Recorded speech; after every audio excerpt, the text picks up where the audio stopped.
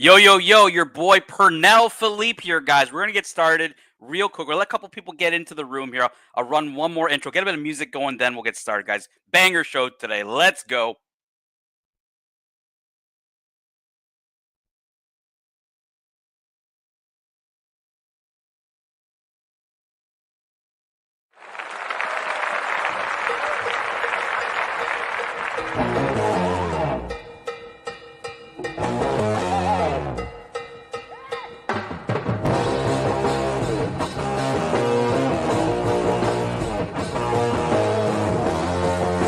Mississippi Queen, if you know what I mean. Mississippi Queen, call me everything. Way down around Big Bird, round Louisiana way. Let a Cajun lady call the Mississippi Queen. You know she was the dancer. Ooh, better on what a president dude was a getting that kick. Brother making party, now a losing mind.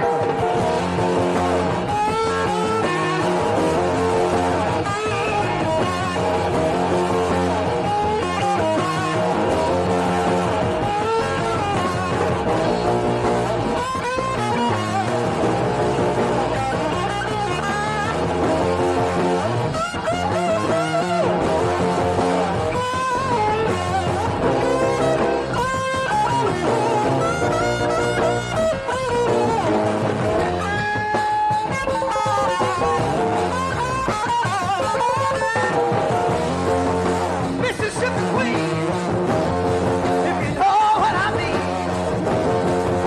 Mississippi Queen, call me everything. This lady, she asked me if I would be her man. You know that I told her I would do what I can to keep her looking pretty. By her gentle jack side, what a winner that dude, what a get that kick. You know I was getting mine.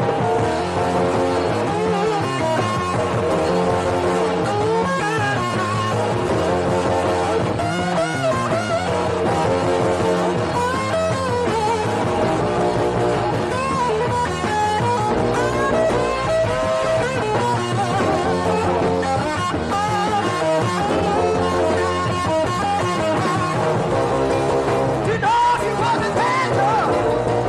Ooh, better on one. What a winner that dude, what a get that kick. What a make it party, now a losing mind.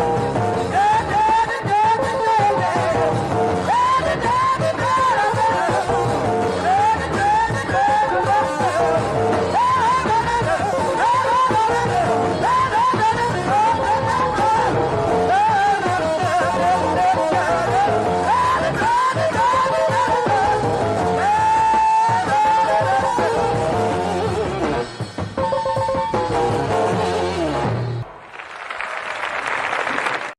There we go, guys. There we go. Welcome to the program. Welcome to the show, guys. By the way, if you ever hear me say that, the welcome to the program, welcome to the show, that's actually a bit of an honorary thing I say for a guy who used to be on YouTube, passed away a couple years back. His name was Andy Hunter. He used to have a channel called Adricos, and that's how he used to start his show. He'd be like, welcome to the program, welcome to the show.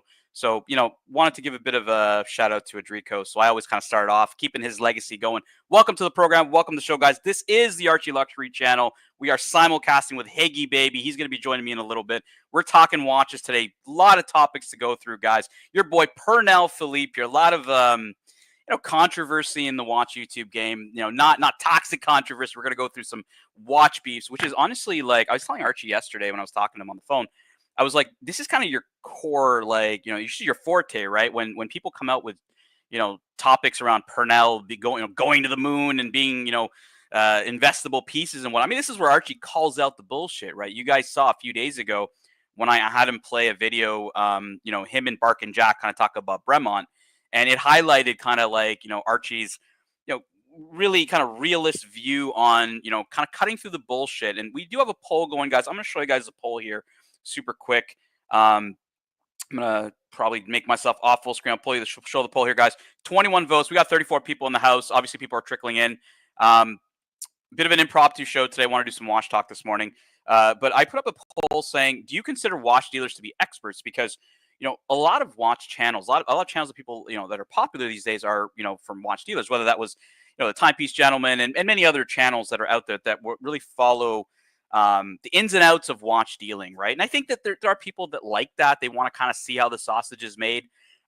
Personally speaking, like I always use kind of the car analogy here. I really don't give a shit how a used car dealer sells cars. If anything, they're not going to show you realistically what the really bad parts of the business are, I would say. But I really wanted to.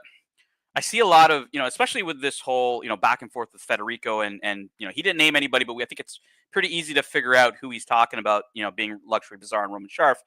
Um, and I really kind of think about his punters as viewers, right? Like, do you really consider these guys experts? Like, and I asked, are they honest and give a good advice? 8% of our viewers saying that, or they just want to sell me shit. 92%. It's almost unanimous, as Mike the Mistake points out in the chat. He says, it's almost unanimous here when it comes to this kind of a topic. So I'm curious to understand why people popularize these channels, and because realistically, I, as a watch enthusiast, as a watch collector, yeah, I mean, is it interesting to me of what watches are selling? Sure, right? But it's not what drives me to collect. It's not what drives me to buy watches. Honestly speaking, when I hear shit like Purnell is going to the moon, I'm like, yo, like, what the fuck? And I kind of even said, and you heard Bear come on yesterday trying to like get Archie to get engaged in this because this is really Archie's forte. Like he should be calling this shit out. So look, if he ain't gonna do it, I'm gonna do it today for you guys. But we'll say hello to everybody in the chat first.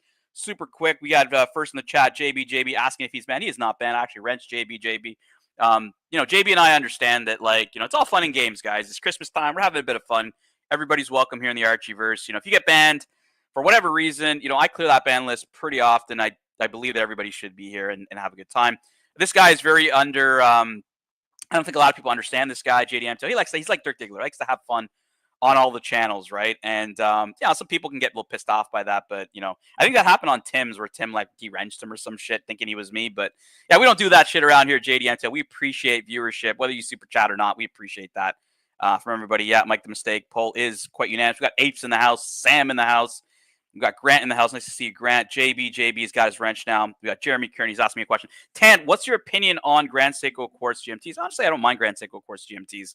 My only beefs with the Grand Seikos are, I think that in today's day and age, they're just getting a little overpriced for what they are.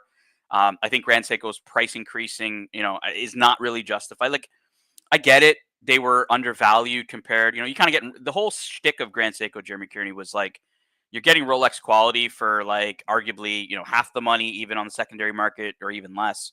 So the value today just isn't there for me, I would say, when they price increase. But look, you get it on the secondary market, you get a good price. I got no issues with it. Yeah, that's what, actually, I was thinking about that tab. Like, when you say Purnell is a hand sanitizer, that's what I thought. It was like Purell or some shit, right? Purnell Philippe, baby. Purnell Philippe. We're going to have some fun with this because Archie really failed at fucking calling these guys out for Purnell, but I'm going to do that shit for you guys. I'm no celebrity. Roman's not going to give a fuck about what I say, but hey, we're going to have some fun with it because this is what we do. We have fun on the Archie Luxury channel. I call this the Archieverse live stream. So that means everybody's welcome. I pinned the link. If you want to hop on, talk some watches with me, have some fun. That's what it's about, guys. Like, let's have a bit of a holiday party around here. Talk some watches. Ghetto Matt, Munter and Suckerhorn streams are great. I wish they were still online. Yeah, I mean, Ghetto Matt, Suckerhorn's still around. He hopped on with Archie a couple weeks ago and whatnot. I don't really know, but yeah, I would agree that, like, I really enjoyed a lot of the Suckerhorn streams back in the day, and it would be great to see them happen again. We got Surdy Danny, who has joined Team Auntie. Now, I am a big proponent of Team Auntie. Surdy Danny is becoming a leader in the Team Auntie movement. Obviously, the Team Auntie movement was founded by T Dubs. When we found out that Mrs. Lai, L-I-E, Mrs. Lai, was allegedly Archie's wife's auntie. JDMTL, let's talk tunas. We're going to be talking actually best watches of 2024. I'm sure tuna's going to come up. That new FXD that came out, a lot of people are talking about it. Lots of watches, right? From Tudor this year. So we're definitely going to get into it. Everybody's, welcome to hop on if they want to talk watches with us. All good. We got Brent in the chat. Nice to see you, Brent. Darth Nagus, one guy who has been around the Archieverse a long time. I think in the chat, a lot of folks, Archie may not know everybody. in the chat, but I recognize people that are, that have been around, that support the show. And supporting the show doesn't just mean sending in money, doesn't mean hopping on the panel. Obviously, supporting the show is also being in the chat, loyal viewers, people that come here no matter what. And I think that that's always appreciated. We got Loose Tooth. Archie's wheelhouse is sniffing his own earwax. And 100%, man, I agree with that. Got Billy Jean's PhD in the house. Sirocco Hayden. Yeah. Look, Billy Jean's, I would say that the evolution of drama, if I were to go after Narc right now, it would be to literally humiliate him over his obsession with the DOC narrative. So yeah, maybe I do that. Maybe next week that's the script. I don't know. If I feel like it, Narc's not really a challenge. I've catfished that guy fucking 6 times last year. But hey, sometimes I like to go Narc hunting, and I may make it happen. We got the Ben Chews. The Ben Chews in the house. The Ben Chews. Thank you, Grant. That's very nice. Tan's the best. We had a great conversation a few weeks ago. Good on you, Tam. Yeah, look, man, I don't act like, hey, people can't hop on here and talk watches. I was telling this to Higgins yesterday on the phone. I was like, look, when it comes to high horology or any kind of horology, you don't have to be an expert to appreciate it. Because these watches are not made for experts to appreciate. They're made for the general public to appreciate. And anybody can appreciate art. Art can mean different things to different people. You can Patek Philippe's and Reshepes and all these high-end watches for, just the way they look. And there's nothing wrong with that. Now, Higgins will disagree with me. Higgins thinks you need a PhD in horology to be, to have the right or the honor to buy these watches. He's going to be hopping on later, really going against what I'm saying. That's always the dynamic between me and Higgy, is we have very different perspectives on watch collecting, a lot of experience, and really just it goes to show everybody that everybody's opinion is valued. Everybody's opinion is important. Whether it's Mike the Snake, or Easy Company, or Eddie, or Narc, if they wanted to talk watches ever, I guess. Everybody's welcome to talk watches with us. We don't act like we're above anybody here. We don't act like we need to have high quality panelists and high quality punters, right? That sounds like elitism, and in a channel that was purely made off satire, right? A bogan, a lower middle class guy who's punching above his weight, right? You can't have elitism in that. You really can't. JDM robust and boring. What else? Link for Auntie and Sardy Daddy. What's going on, Watch Boy? Nice to see you, man. Appreciate you checking us out. Also, yesterday's show was the most engaged I've seen Archie in a while. Yeah, you know what? He had some great people hop on the panel. We had Watch Chat, Irwin. He generally streams on Friday nights, Saturday morning for him. He said that he's a trial lawyer out in Malaysia. He's a busy guy, right? But he loves this show. He built, for those who don't know Watch Chat, check him out, Watch Chat 888 on YouTube. He has, I think, an 8K sub channel now. He was 6K subs before, when he joined Archie and whatnot. But he actually created his channel in COVID, inspired by Archie. And that's why, he doesn't actually show his face on his channel. He did his first reveal of his face actually on Archie's channel because it was such an honor for him to be here. He felt that Archie was really his inspiration. So really cool people, man, that aren't here to, steal the leads and do us all. But not that I believe that anybody ever did that, from a realistic perspective outside of maybe Tim Wright. But, hey, we appreciate everybody that helps us out and wants to be here. AD never called. I'm here for drama, and leaving when the watch talk starts because Sandmart did crack the code. It makes better watches than most Swiss brands. So look, we can troll watches. We can do a lot of trolling here. No worries. No worries there. 80 never called. We got Sam upvoted. Thank you. Appreciate that. We got Elite Horology. You have a wrench now. That means repeat responsibility. 10. Ask Arch to give old Easy Blue ink. I'm offering my mother-in-law. Yeah, man. No worries. We can get you a wrench here. Let me do that for you right now. There. Let me do that for you, Easy Company, when I get off the streamer, when someone else hops on a little later, and I can do it. Higgy is Team Auntie here on the show. He's Team Auntie, and yeah, we are big supporters of Team Auntie here in the Archieverse. We got Biggie Sal, man, yo, Big Sal. I haven't seen you in ages, man. Big Sal, one of my favorites around the Archieverse. A guy I meet hopefully once a year at Watch Time, New York. Great collector, amazing Vacheron 4500 in rose gold, fucking baller, man. Love to see Big Sal, man. Great to see you. We got Azza here from Australia. Nice to see you, man. Love how you push them buttons. Right? Look, man, we're just having some fun, man. We got producer Mark in the chat. Runs a great show, guys. We've been linking producer Mark after the Archie show. He does a variety show, no drama. Everybody's allowed. You'll see people that are beefing each other. in his channel, and he's totally cool with it. He's like, yeah, man, everybody's allowed here. Just don't beef, don't do drama. Let's just have some fun. And producer Mark covers topics like cars and alien. Yesterday, him and Mike the Snake were going through the ancient alien theory. Mike the Snake was talking about how human civilization kind of had this exponential exponential increase in the past 10,000 years, from being like kind of like cavemen to going to the moon, and he feels that aliens were involved, the ancient alien theory. So definitely check out Producer Mark. It's a very interesting show. We link him after Archie's show. We support Producer Mark. It's not about the money. Mark's always helped Archie out. Mark's always been a friend of mine. Nobody's using him as a fucking proxy channel as people think we are, because Mark doesn't allow drama on his show. We really just want a chill place for people to go that really want an alternative to drama. If you want to have a show outside of, after the Archie Luxury stream is over and you don't want to go through the drama channels, you got Producer Mark, man. He gets no kickbacks from Archie. He actually pays, into Archie, super chats us, right? So, yeah, man, we appreciate Producer Mark here, guys. So, all right, first topic of the day, guys. I want to talk about, so I kind of posted a few topics. I want to talk about, first of all, kind of the hype boom. And, when we talk about the hype boomer, I'm talking like COVID. So for anybody who's been collecting pre-COVID, Rolexes were fairly easy to get.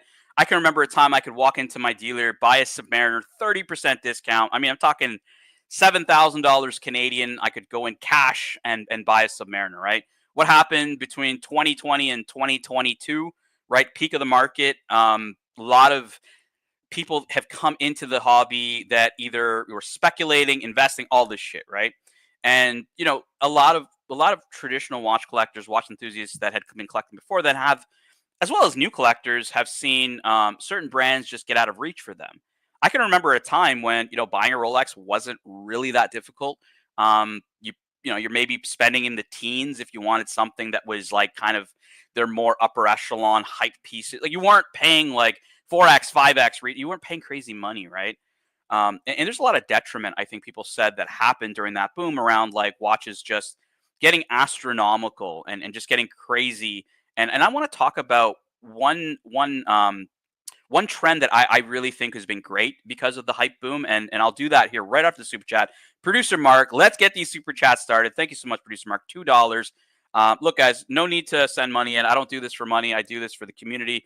I do this for the Archieverse. I truly believe that we have some of the best experts. When I actually say experts, it's actual experts, not people that are armchair enthusiasts, or people that have been collecting, people that have $100,000 watches, people that spend their hard-earned money on watches.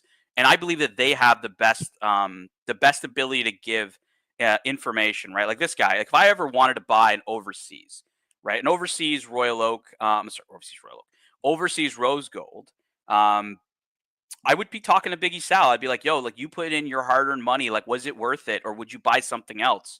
Right? Like, if I were to talk to a gray market dealer, they're going to be like, yeah, like this one sells this way, or this one's like, I don't give a fuck, how it sells. That if that's how you gauge your watch purchases, like, are you really doing it for the love of watch collecting, or are you doing it for the love of investments? And honestly, like, you should be doing that crypto shit, man. Like, what the fuck are you doing in this hobby if you're going to do that, right? Like, I don't know, but I would always talk to somebody who's purchased the watches, put in their hard-earned money, and they'll be able to truly give me a unbiased opinion on opportunity cost, right? So no Biggie Sal, who says, I purchased a GMT Batman in 2017 for $6,500. Yeah, man, I bought a Hulk in 2016 for like 8 or 9K US. Like, so, I mean, crazy times, right? So one thing I wanted to talk about of what I felt was the great part of the COVID boom was the resurgence or the new popularity of precious metal. Okay, so let's talk about prior to 2020. As a collector, I never wanted to buy any precious metal Rolex, because like I'm from an era when like the Platinum Daytona sat in the case forever. And the only reason I tried one on was I just wanted to feel, the weight of the platinum and how it would fit. But like, I never wanted to buy it. I had no interest to buy it. Precious metal it was known as the dog. It always sank. But now when we think of precious metal, this watch in particular, and I'm going to use this watch in particular on why the resurgence of precious metal, or the boom of precious metal is a reality is the meteorite Pepsi, right? So let's just break down meteorite Pepsi super simple.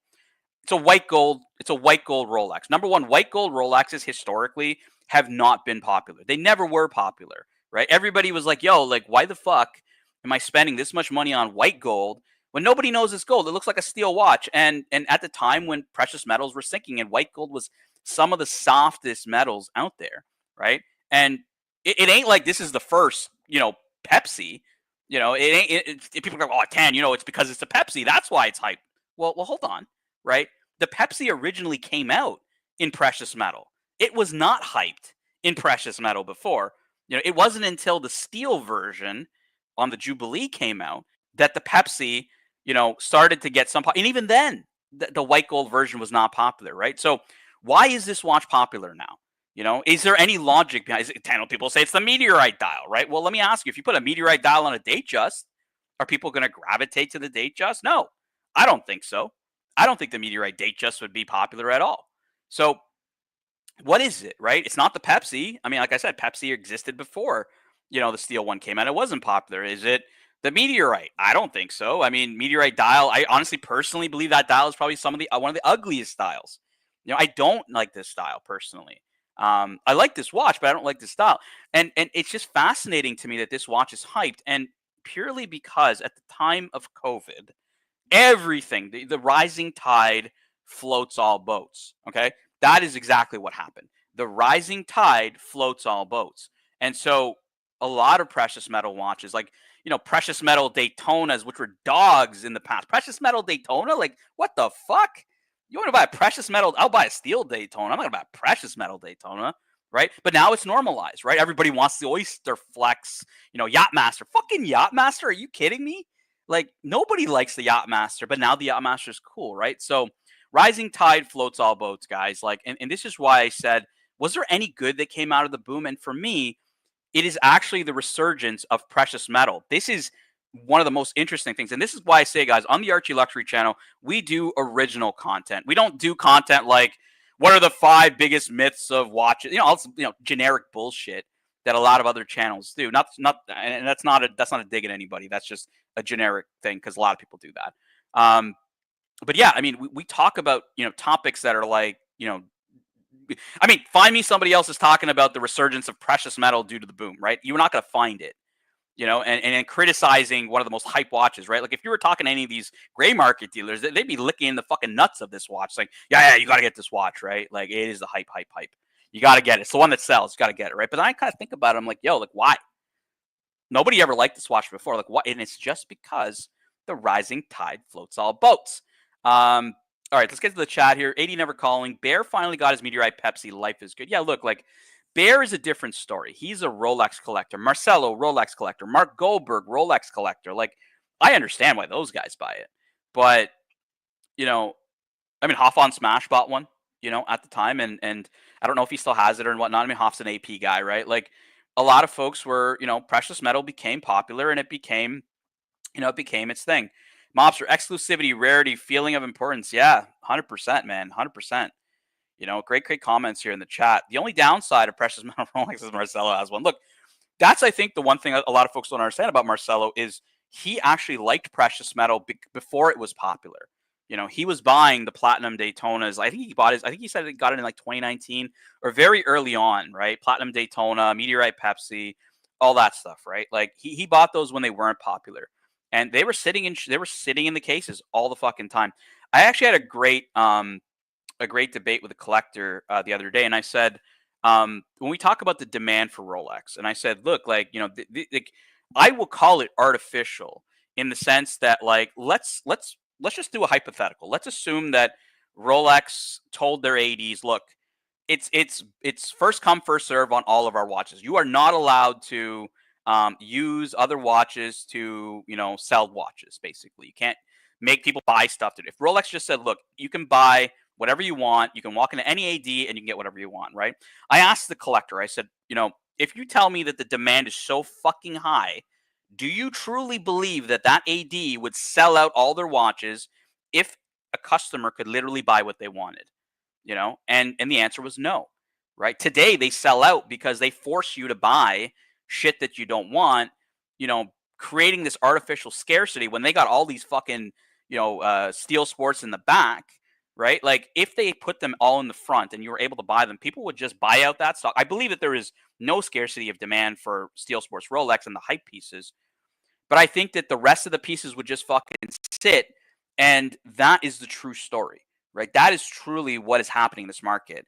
And when I kind of talk about gray market dealers and all this other shit, I'm kind of like, yo, like, why do you care what these fuckers think? Like 48 votes in the poll, 8%, consider, and I'm sure the trolls that consider the watch dealers to be experts, right? Like, why the fuck would you ever take advice from watch dealers that are just trying to spruik shit, right? Like they're literally trying to sell you stuff.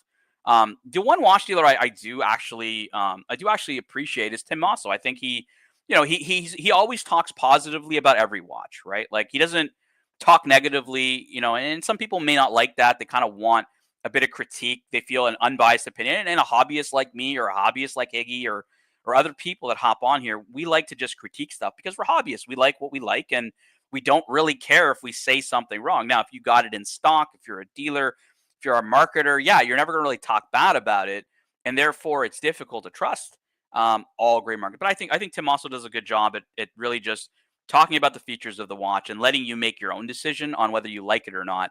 And there really isn't a discussion around hype with him. It's just purely what he enjoys, what he thinks is good.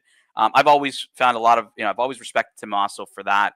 I really do feel he's one of the honest guys around the tubes here. The tubes, no biggie, Sal. I think one thing that gets lost on people acquiring precious metals is a significant decision. Most people think long term. This is a great point, Biggie Sal. I would agree with you. I don't think precious metal. I think precious metal has always been kind of special occasion. Like when you wear your rose gold overseas at that dinner and to the dinners, because I've seen you wearing it. I see you wear it around and stuff like that. Like you wear it. You may not just wear it for special occasions, Biggie Sal, but like when I see that on the wrist, it really does feel like a special occasion watch.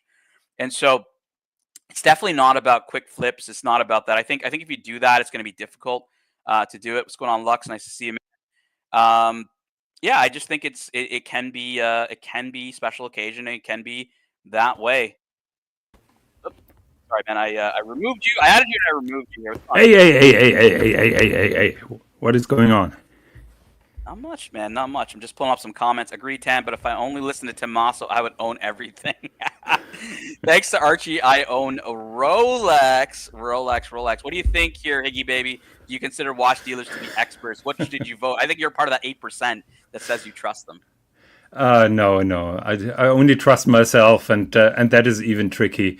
So, how is my audio? Is it It's okay? actually really good. It's very clear, actually. Okay. We got Bear Clooney in the Bear Clooney in the chat as well. So I was just kind of wrapping up on my topic of precious metal. Look, two of the last three watches I've purchased in the past year and a half, my perpetual calendar, my world time, and then the Explorer 40. I mean, two of the three are precious metal. So I'm very much happy that this has happened. I think that precious metal watches have been dogs forever, and yeah, I'm just super happy to see it. It just, like I said, Meteorite Pepsi. It's like, I mean, Bear Clooney could probably agree with me. The Pepsi in white gold was never really popular, like the original one that came out prior to the steel piece. So I don't know. I know you're a big Pepsi fan. You're a big GMT fan, so you may disagree with me, but. Yeah, well, you're not wrong. We had a long discussion about that. Before we go to the discussion, I would like to welcome all the viewers on my channel, Elite Horology. We are streaming simultaneously. This is a new for me, and I just would like to welcome the viewers of my show as well, as I welcome all the viewers of this show. So yeah, you and I, we had a very interesting discussion yesterday in private, where we were brainstorming what would happen if Rolex would immediately be able to fulfill all the waitlist orders, particularly on stainless steel models. And I think you're not wrong. The popularity of precious metal, particularly when we are talking about Rolex, is due to the fact that it's so difficult to get the steel models. And I never I never really believed that. But everybody who works in an AD that I trust confirms that there are clients who accept that they are not getting a steel sports model, so they are buying the gold one. Something that never happened. I told you yesterday. I don't remember actually that I've sold any solid gold Rolex Submariner during my so-called career. And that's wild, right? Just didn't happen. Yeah, it's not uncommon, but it's wild to think about, especially when we're sitting in today's day and age where, precious metal is as popular in certain cases as steel. And it to me, it's just it's refreshing to see. I'm really happy to see that people are buying stuff that hopefully it sticks, right? Hopefully it doesn't sink again. Hopefully it sticks because, like Biggie Sal said, right? These are long term. These are beautiful pieces. I'm blown away by watches that are just like this, precious metal, because I love precious metal. I want to answer this question here, Higgins, before we get into our topics. As has asked me, Tan, how much has AC3 influenced you in your watch buying decisions? It's a great question. My original Patek Philippe that I bought was a Nautilus, was not a Calatrava, and after I bought that watch, I was watching a lot of Archie videos around the Calatrava and his love for it, and I actually started to fall in love with them myself and transition from a sports watch collector, previously having Rolex and, a Nautilus 5711 Blue, into dress watches, starting with the Calatrava, moving then into the 5035 annual calendar that Archie had. So I would say that my Calatrava purchases, the 5127, the 5035, were definitely influenced by Archie. But on the flip side, I've also influenced Archie because he ended up buying his 5035 annual calendar back because the fact that I had it, right? There's an actual video, I think it's on Paul Pluta, called, it has my name, Tenzil Ansari, my greatest Patek Philippe influence. And Archie and I have kind of influenced each other, I would say, in this stuff. In terms of knowledge, him and I, obviously, we bounce a lot of ideas and chat. And that's why him and I get along so well, is because his niche of Patek Philippe that he likes dress watches, I also like. So he found somebody who likes talking about the same shit. I'm going to ask you this question, Higgy baby. How much do you think AC3 has influenced any of your decisions, if any at all? It's difficult. I think he didn't influence me in buying a particular watch, but he influenced me in going deeper into that hobby. I remember when I started with Archie Luxury, I had one or two watches, basically my GMT Master 16710 and probably, I don't know, did I have an IWC back then? So I was basically a two watches guy, didn't have any Lange watches, nothing else. So he, for sure, he influenced me in going deeper into this collecting hobby, into that rabbit hole. Not sure if that is any positive for my wallet, for my wealth, but that's how it is. Tan, can I pull up one? Yeah, go ahead. One thing here, Tap. I know that Tap believes all the shit that happens here on Tim Wright. Tap, I can tell you, Tan and I, and also with the other people, when we are having a private talk, we are calling each other and we're talking like friends. I never gave Tan directions or told him, in my opinion, you should do that, or in my opinion, that is wrong. You should do this and that.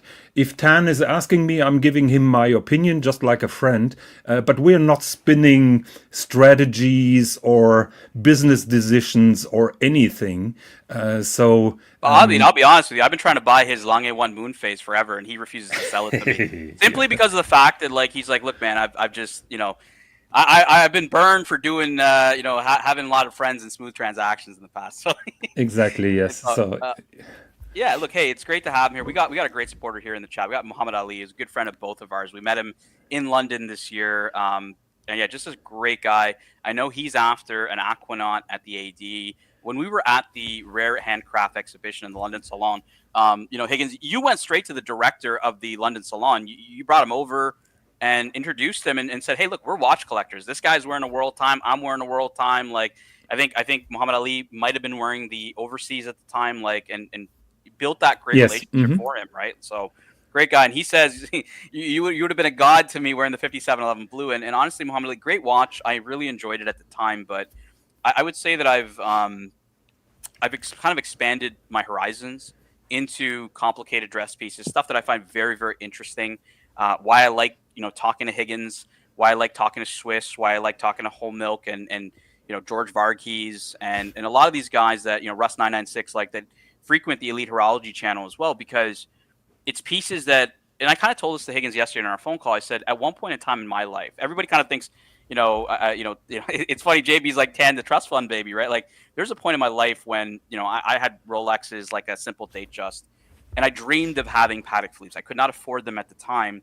And, I kind of look back and I think, fuck, I never really got into those watches because they just were out of reach for me. And I think that was a big mistake. So I always tell people, research, learn, expand your horizons, keep your dreams open, because if you got a dream and a goal in this collecting hobby, that's what's going to make it fun. We got a super chat here from No Biggie Sal, great supporter of the channel, $10 US. As influential as AC3 has been to my collecting, I believe the AC3 Verse has been more influential. Enjoying the watch talk. Big Sal, I would agree with you 1000%, right? The people around us, whether that's Bear Clooney, whether that's Jonathan Quill Higgins, whether that's Kelslowitz, whether that's JJ, whether that's Marco Ferrante, whether that's Ali, like all the people around, right? Don't matter if we got beefs. Don't matter if there's, struggles that happen. This happens all the fucking time. But the good thing is that the community is, I think, so valuable to all of us in terms of giving us support, giving us interest, driving this hobby. For you, Higgins, like, how do you feel? Like, has the community been, because you love sharing, right? You love sharing with the community. What? Well, you love sharing like a lot of knowledge with the community and whatnot. Oh, knowledge. Okay. Yeah, knowledge of the community. Like, you feel that is part of what's influenced you as well. Like from other, your friends with Russ, your friends with Swiss, right? People that are in the community that hopefully have influenced you to, maybe make some purchases. I don't know. So your audio sucks in parts. Not sure Sorry. if it's only on my end. So I didn't get the question. Can you repeat it, please? Yeah, question was simply,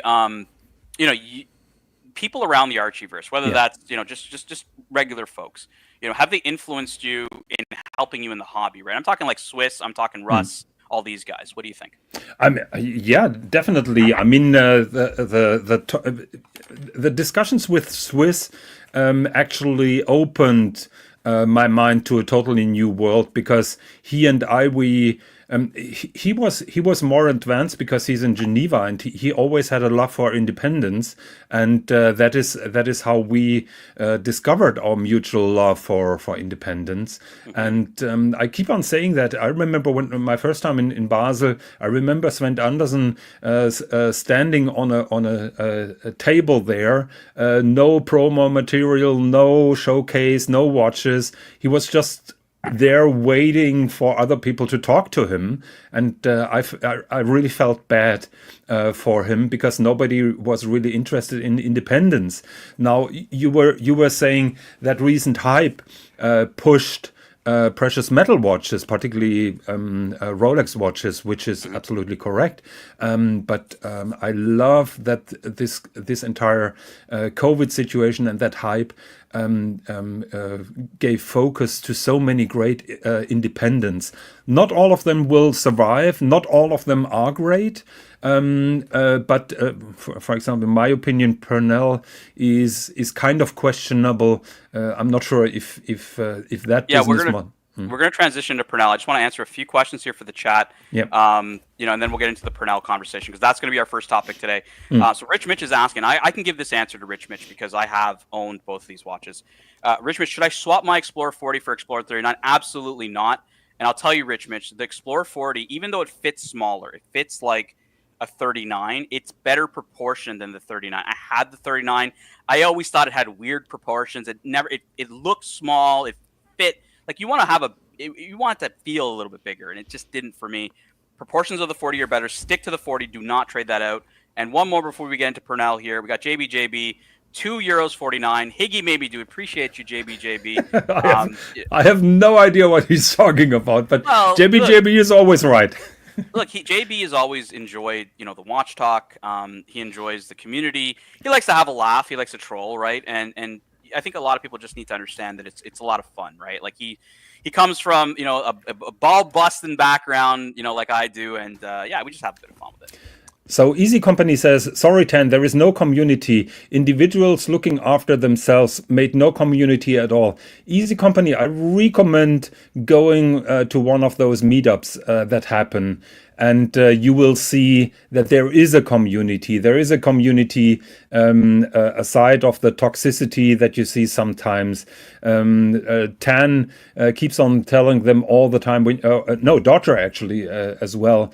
Dodger says everybody, those big cool guys, when you meet them in real life, they're all pussycats and very cordial and very supportive to each other. I can tell you, I had my first meetup earlier this year. Not only that I carried COVID back home, but I think I made some great friends, and it was just a fantastic time. So I disagree with you on that. Not everything that happens on the internet has really something to do with us individuals. All right, let's transition to Purnell. I'm gonna say hi to Pasta here. Nice to see you, bro. Let's talk about Purnell. So I'm gonna preface the kind of drama that's going on here, and then Higgins is gonna talk to us about Purnell watches. So to preface a bit of the drama, so a couple of days ago, Federico Talk Watches released a video called like Pump and Dump, Dealers Pump and Dump or something like that, and he's speaking about a brand. He's talking about two brands. He's talking about C Purnell as well as Purnell as a brand. So Higgins is going to tell us what are the differences between the two. But basically, Fed said, look, I bought this C Purnell watch at pennies on the dollar.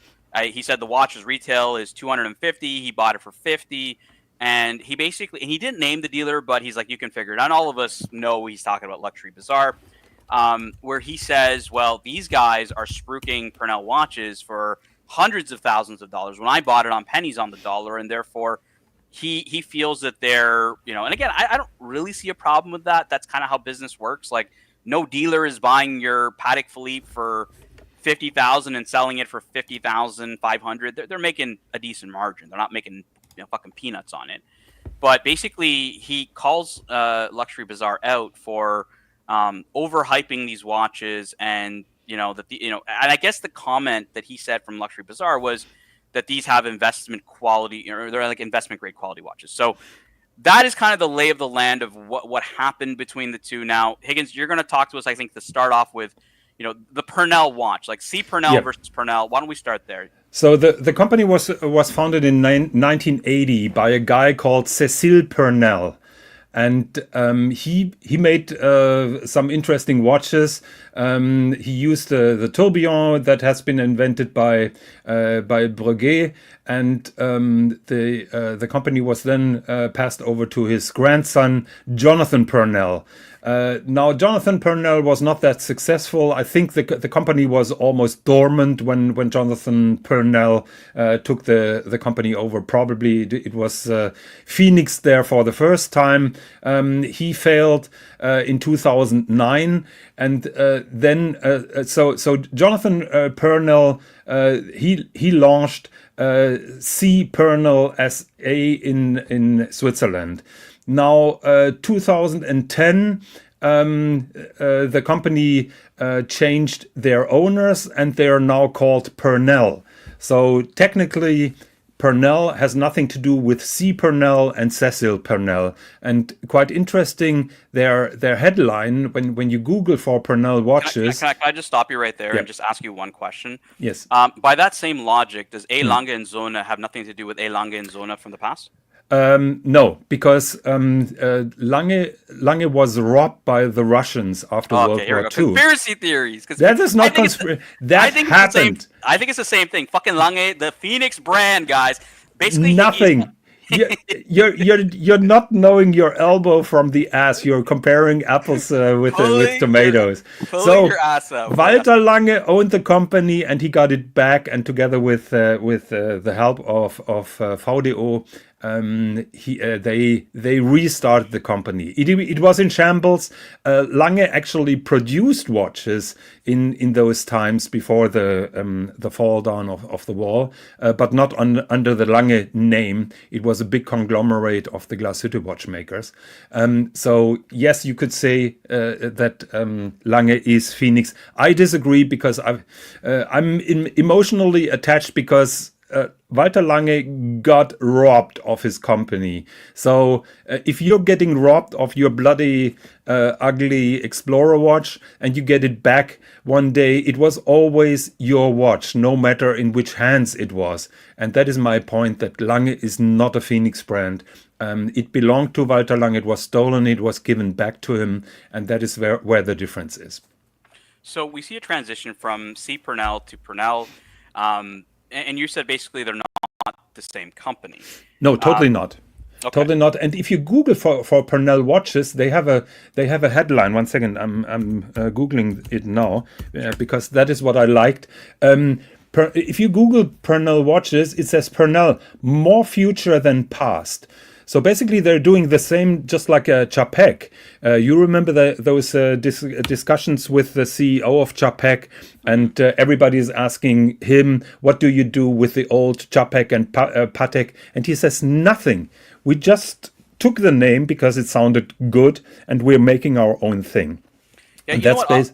I think that's a great point, Higgins, because I'm just going to the brand section of Purnell, and what's different with Patek is Patek, if you go to their brands, their history on Chapek's website, or actually, Grossman's a better example. On Grossman's website, you can go into their website and it shows like the history, and they try to tie it to Moritz Grossman and it's just they do a poor job of it. The Chapek one does the same thing. However, here in Purnell, they don't do this, and this is a line that I think is very important. When you click their brand, they say traditions of the past have been cast aside in the spirit of revolution, basically saying, look, you know, we don't have a history. We're not from 1800s. We're not. That's not who Purnell is, right? Purnell is here to fucking drop the hammer on these fuckers and bring out some great watches. We don't care about the past. We're the spell, and this is something, Higgins, that I can absolutely respect. No fucking bullshit. No using some dead watchmaker's name. You know, even though they kind of are.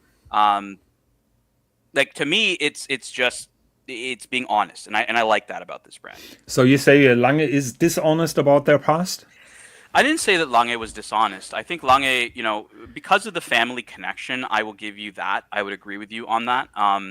That it is still, you know, the family member was very much involved with the resurgence of the brand. So I think it's a bit different. But Chapek, for example, that is literally. But let's use Chapek. Chapek's the better example because they are literally using the name of like. You're such a. So this is what I'm receiving at 10 o'clock in the morning. Which is like 4 a.m. my time. Yes. So hello and good morning from Germany. This is your 10 a.m. reminder that Lange sucks, but Patek is king. That is the level of discussion that I'm having with this guy, and that is the shit that I'm dealing with on a daily basis, every morning, every evening, every phone call. Do you think that we have time to strategize my takeover of the Archieverse when we're doing that thing? So I'll summarize. You said Lange is not a Phoenix brand, and you will stop those vicious and vile attacks. Is that what you're saying? You know, I think that would be a great Christmas debate. You know, maybe on the New Year's show or the Christmas show, we do the actual Phoenix brand. Because for those that don't know, this is how I actually met Higgins. He was on the dungeon when I'd come back from my hiatus from the Archieverse. He was talking about Lange, and I literally was in the chat saying Lange is a Phoenix brand. Oh my God, boom, triggered him. And, you know, he just got super angry. I was so triggered. Yeah, and I was like, man, like, I'm just having some fun, dude. Like, it's not a big issue. But, look, I would say that Chapek is a good example because they're literally using the name of, like, some defunct, like, watchmaker that they have no connection to. And, you know, and then they're just, like, you know, doing that. So, at least on Purnell, they're being honest. Now, okay, so let's go back to the Federico Luxury Bazaar kind of yeah, So what is important to know is that that new Purnell company that started in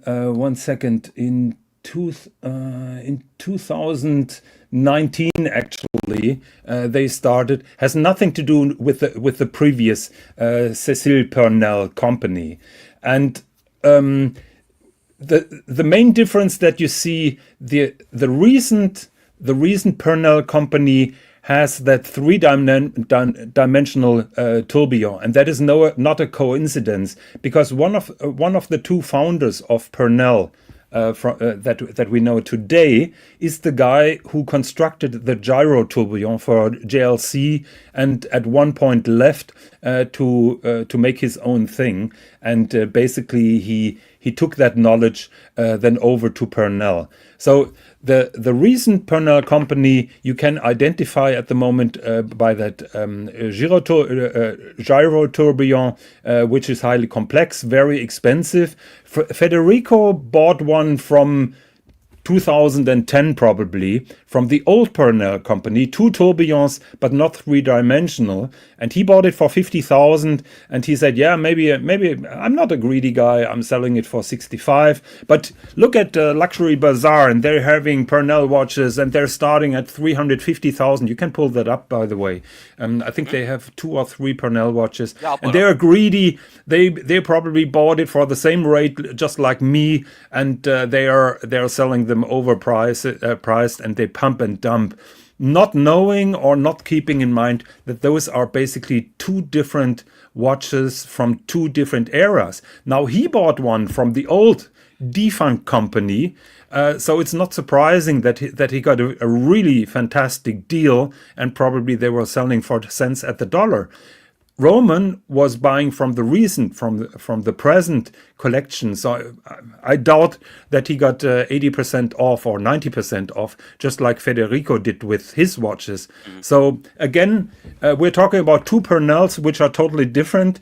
I think Federico didn't really know this, or he didn't bother to research this. Look, I've known Fed for a long time, since back in the day. I have videos. There's videos on his channel where he said like the Reverso was like ordered by like Maharajas, and that's what created it. All this kind of weird shit, right? Like, I remember Fed when he first started YouTube. The guy's knowledge was like rudimentary at best, and I still feel it's kind of rudimentary at best, just from what the example you gave. Federico did say in his video, look, it's good horology.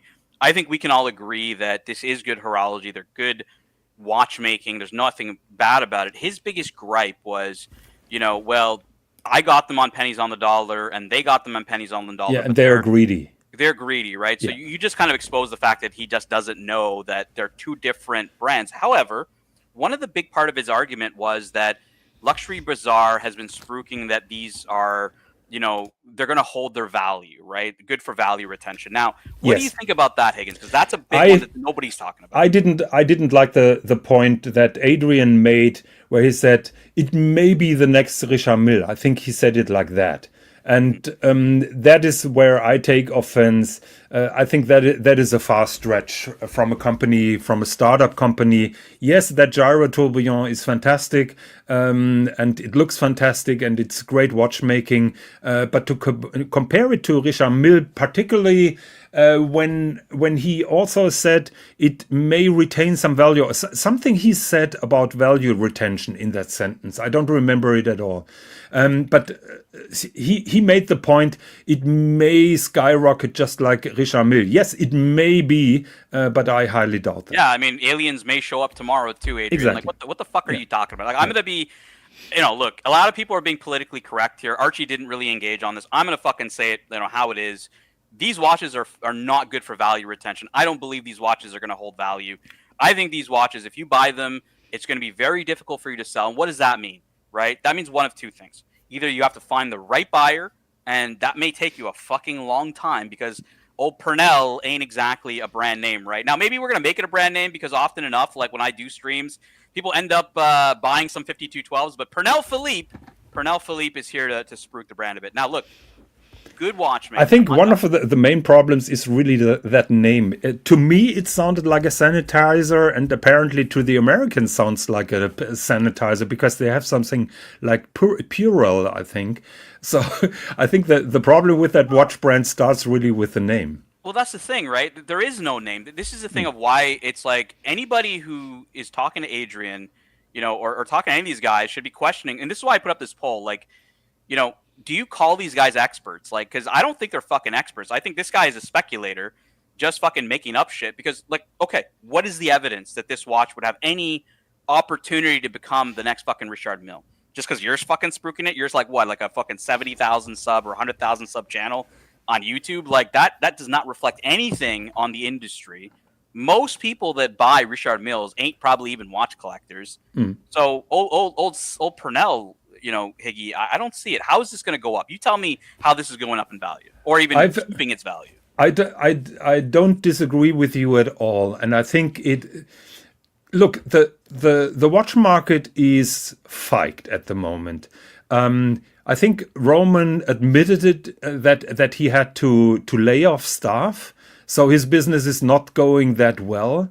And of course, when you have those expensive watches laying around and being heavy, then you're trying to aggressively market them. So there is a lot of pressure on the people who are selling those watches because that is at the end of the day their job. I never liked that position, and I'm happy that I was never in the position really where somebody told me you have to push this brand or you have to push that watch.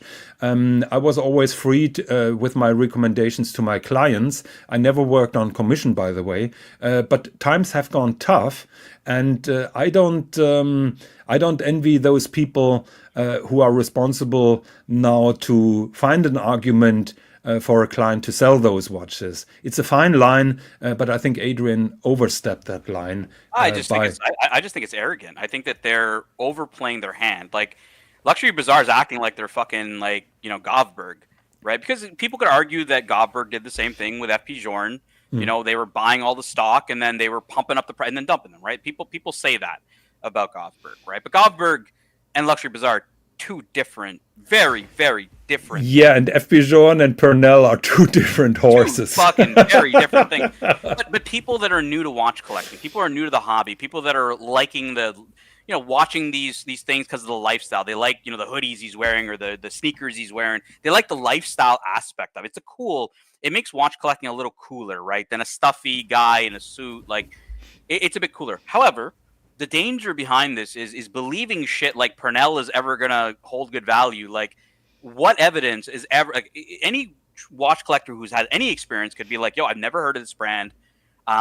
It's already a very small market at that top. I mean, Higgins, how many people are buying $300,000 watches? And then how much other options are there? You got Reshepi, you got MB&F, you've got a lot of Patek Philippe, you've got Lange, you've got so many different, between either traditional brands, independent brands. You got so much choice in that range. Why the fuck is Purnell the one that's going up? Tell me, Higgy. I'm trying to understand this. Because they have the gyro tourbillon. That is apparently what Roman Scharf believes, and probably he has a very good margin on those watches. Because those people are desperate. I mean, we are talking about a falling market. IWC have reduced their prices of 10%. Don't you think that other watch companies will follow? At the moment, US is in the positive. China, I think, is 40% down. Hong Kong is 40% down. The watch market is fiked. They are overproduced. They have too many watches, and the demand has crumbled, particularly because the hype is now down. All those speculators have left the hobbies. Praise the Lord.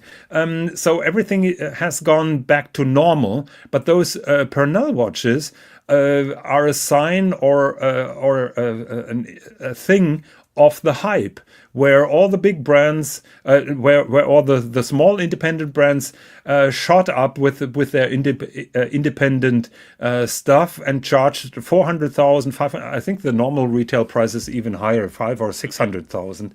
And they didn't have to worry for clients because everybody was investing in the hype. Oh, we're looking for the new Richard Mille because we're not getting Richard Mille, we're not getting FP Journe. So we are trying to find the next hot thing, and the same applies. And I'm really good friends with Muhammad Ali, and I don't want to hurt him, but I'm gonna hurt him right now. But I've been saying that for years.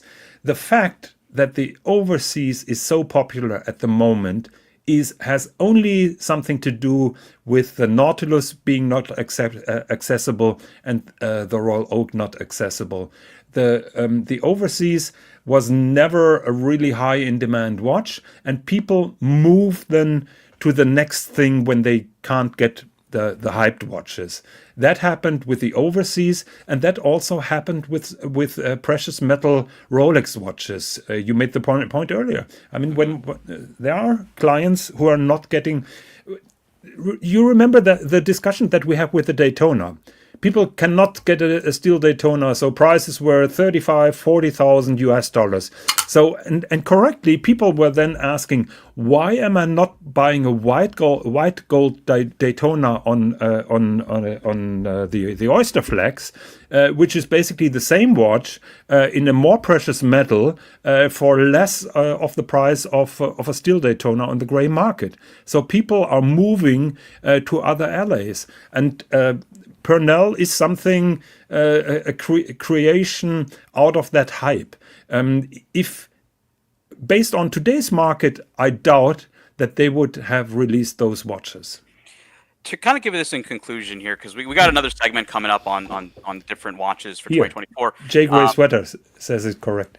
They scream crypto. Let's kind of give the conclusion. I'm going to give the conclusion on behalf of the Archie Luxury channel. I'm going to let you give the conclusion on behalf of the Elite Horology channel, guys. We are simulcasting the Elite Horology channel, Archie Luxury channel. Obviously, very long time, Jonathan Quill Higgins has been helping me doing watch shows here. So when he asked, hey, can we simulcast it? I said, absolutely, let's do it.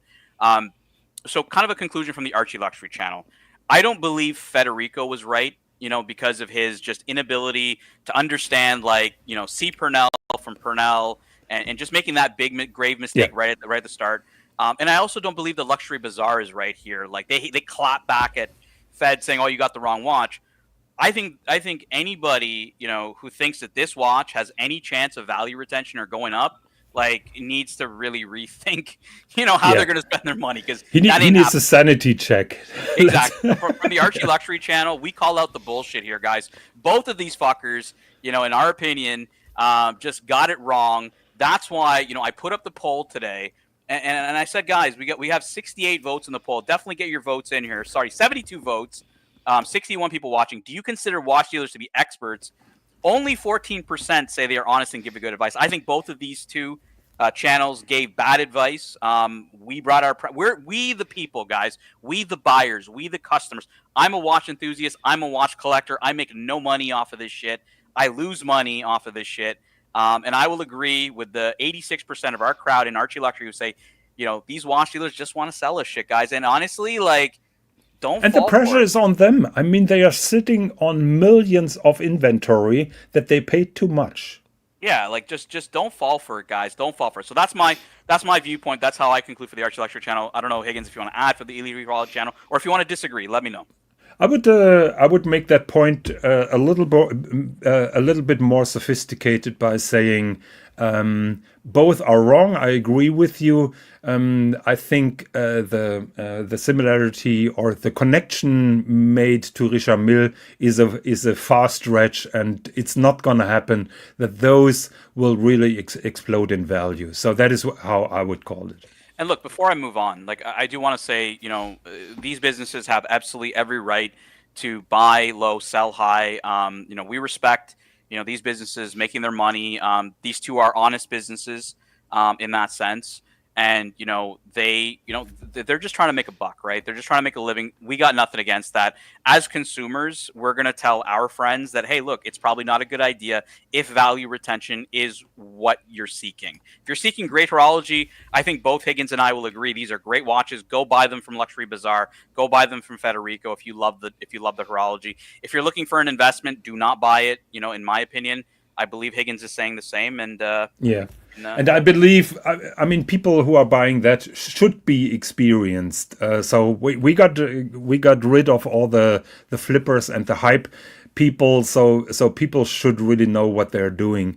And a high discount or a promise from a watch seller that this is going to be the next hot shit is a little bit questionable. All right, guys, we are rounding off the year, and Higgins and I want to talk about our favorite watches of 2024. The most exciting watch releases of 2024, guys. Little segment here for you guys. Everybody's welcome. If you want to hop on the panel, the link is there. If you guys want to talk 2024 watches. Yeah, you can start. I just wanted to. I just Well, put this up just to preface. yeah, This no, part no, of the no.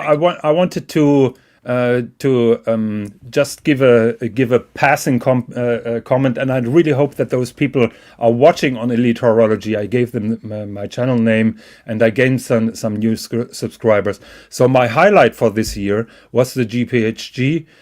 There was a GPHG exhibition in Hong Kong, and I've been in Hong Kong in September. And coincidentally, there was that exhibition, and I had the privilege to meet the owner of the very first BCHH Benjamin Chi High Horology Celestial Voyager. You know how dear my Celestial Voyager is to my heart.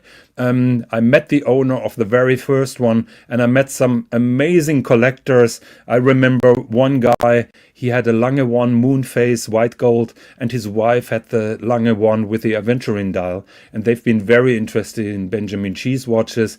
I had so many great talks with those people in Hong Kong, and I can tell you the Hong Kong collector scene is super interesting, super nice, and super good to talk to. Now, I checked the box. One of my goals is to have all the cities that are on my city ring, to visit them all and wear my world timer, my Celestial Voyager. So of course, when I was in Hong Kong, I had my watch, and here's the evidence with Hong Kong in the background. Now, a couple of weeks later, we were on the Azores. Actually, I wanted to talk with JB earlier about that. So that is in Ponta Delgada. That is the main island and the main city, and that is the landmark. So you see here, the world time is set to Azores, and I made that shot. Then further, we went to Bermuda, and you know that I have Bermudas on my watch, which was very controversial. But that is the main street here in Hamilton, on the Bermudas. So I've been on Bermuda now, and there are other goals to be achieved. Wasn't the previous photo also the same one? Sorry. Yeah. I faked that up. Okay, hey, Mark, here. how you doing? Hey, Mark. Morning, brother. Morning. So this is Bermuda. So the other one was Yes, this is the Bermuda. Azores. Sorry, Okay, yes. okay, Pink okay. Sand, Bermuda. I'm getting here a message. Yes, Bermuda has beaches with pink sand, and I bought a little charm for my wife, because we found a very interesting jeweler who is working with that pink sand. They're embedding it in resin and then make jewelry out of it. I visited the workshop. Actually, I just came in because they had a cute cat, but it was a fantastic conversation. And Bermuda is very dear to my heart. And I bought a pair of authentic Bermuda shorts. 1 second. Should I show you the? I mean, the you should be weapon? gonzoing with those Bermuda shorts, showing them some real life. Man. Oh Like, shit! You're... while you pull up your Bermuda shorts, want to shout out to producer Mark for joining the panel. Producer Mark is running the after shows for the Archieverse. Mark, why don't you? We got 65 people watching on the Archie Luxury live stream. I don't know how many are on Elite Horology, maybe like 3 people, but Mark, No. I'm just A joking. little bit more. Mark, why don't you tell us a bit about your after show while Higgins pulls up some photos? Sure, absolutely. Our after show is about everything and nothing at all. We just chit chat. We talk about anything that comes to your mind. So it's we have Mike the Snake. We get Larry there sometimes. We get Lux there. We get a little bit of everybody over there. So everybody talks a little Marcelo bit about comes it. on. Marcelo on. comes. JB is there. We have people from all from Marvel, from DC Universe. Everybody comes there. Yeah, producer Mark's place is neutral ground. It's actually Timonti. It's Switzerland. We can call Timonti Switzerland. So producer Mark, his channel is Switzerland. So everybody's allowed there. No drama, and just people there to have fun, right? Whether you talk about cars or whatever. And producer Mark has always supported Archie, and we appreciate him. So. Thank you very much, guys. All right, Higgins, what are you showing us here? Thank you for your first purchase. Yeah, that was just a thank you for the first purchase. After we have done so, the owner with the famous cat greeted us and said thank you. Her name is Alexandra Moscher, And yeah, you can see the cat that lured us into the store here prominently. It's the same cat. She was not there, but her assistant was very nice, and she helped us a lot. I was trying to find to show you what we bought. 1 second, give me. Is that not working? Oh, now it's working. Okay, here you can see some starfish with the pink sand of Bermuda. So we got a pendant with the pink sand material here. 1 second. I can't enlarge it actually. I can. Okay, make it bigger. 1 second. Okay, here we go. So that is the famous pink sand of Bermuda. Yeah, I was trying to figure out what you were showing us. Yeah, Like, he's showing us earrings. What is he doing here? Because I'm just telling you my love to of Bermuda, and somebody whom I told the story just reminded me. So Wow. excuse We got a excuse wow. the tangent. We got a wow. Lux, hop on, man. Say what's up. Say hello to everybody. Look, I will say one thing. So when I was going to Watch Time New York, I was talking to OC, and OC said, "Hey Tan, what watch are you bringing?" And I'm like, "I'm bringing the World." I think he thought I was going to bring the Perpetual Calendar, and he's like, "Well, why are you bringing the World Time? You're in the same time zone as New York." And I said, "You know what? Like, for me, it's exactly what Higgins was talking about. Was, I went to London with it. London's on the dial. I wanted to travel with it to New York. It's a travel watch. These watches are not meant to be, items that are, put on the wall or put in a box or put in whatever." These are meant to be used. So, like, I want to use those watches. What is going on, Luxy Poo? Oh, nothing. I just wanted to do the wow. Wow, Higgins, wow. So good. I saw it in the chat. I was like, that's even Luxy's trolling us today. We are we're kind of transitioning into, and I'm going to let Higgins start on letting him pull up some watches first. The most exciting watch releases of 2024. And again, producer Mark, Lux, anybody who wants to be on the panel, who wants to tell us what their top watches of 2024 were, we're happy to talk about it. Higgins, you got the floor. We're live streaming on Elite Horology. We're going to let you talk about your favorite watches. I do have some on this screen if you want, or if you want to pull some up, let me know. Yeah. Give me one minute. Continue talking because Sure. I'm just trying to pull it up. All right, I'm going to take this off the screen for everybody and show you guys that, like, when, for me, I think 2024 watches, there's been a ton of releases we've probably forgotten about. And, it's a bit harder to say, like, were those the best watches or, and what does that mean to you? Is it because of technology? Is it because of cool colors or exclusivity? Like, it can mean a lot of things to a lot of people. And that's why I encourage people to hop on or encourage people to share it in the chat of what they feel was their top 20. Like, for example, Bear Clooney Watches 2 days ago did an unboxing on this channel, the Archie Luxury live stream. And he said that he felt that the White Dial Speedmaster was his favorite watch of 2024. Bear also said that he felt that the best watch of 2024 was the IWC Eternal Calendar, even though to him, the White Dial Speedmaster was his favorite watch. So again, it doesn't have to be about what is the best from a stats perspective. It can also mean what's best for you, right? So feel free to share that in the chat. Jump on the panel. Lux, producer Mark, hop in. Higgins, you got the floor. Okay. Whatever you like. So now that you asked, so this is my watch for the year. It was presented 19th of December last year. So I hope that counts for 2024. We had Bernhard Lederer on the show on Elite Horology, and he deeply impressed me, not only with his personality, but with what he's doing with the central impulse chronometer. We've been talking in length about that. It is basically two separate movements with one balance wheel, with two remontoirs, and it is an amazing watch to itself, but what he did here is he made an invert. So that means you don't have to turn the watch around to see all the beautiful movement. Basically, he turned the watch around for you, so you can see the movement side on the front of the watch, and this is a very difficult task then to have the correct timing, because usually if you just mirror it, the hands would move backwards. So he had to make some alterations there. And in my opinion, it's just a super gorgeous watch that deserves to be inverted and to be shown.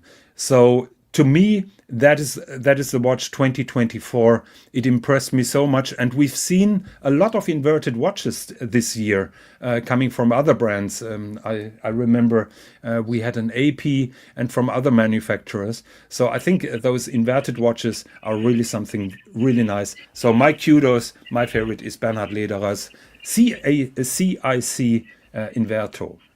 All right, let me say a few things about Bernhard Lederer. Central impulse chronometer is what he means by CIC. I was, from a design perspective, was not super impressed by. This is a beautiful one. This actually looks really nice, obviously, because of it showing the entire movement. But some of his other watches, I wasn't very into from a design perspective. And, I kind of told Higgins before I had a chance to meet Bernhard Lederer, just, who's going to really care about, improving accuracy and, just chronometric experience? Like, who's looking for that, right? Like, I don't get it. And then I had a chance to actually meet Bernhard Lederer. He did live stream with Higgins and I on the Elite Horology channel, I believe it was a few months ago, in the summertime, I believe it was, when I was on the London trip, and just really changed my perspective on it. Like, when you meet the watchmaker and he talks about his story, because we've told the story numerous times about how he traveled, basically kind of hitchhiked from Germany to England to buy George Daniels's book, and just his story around being a watchmaker.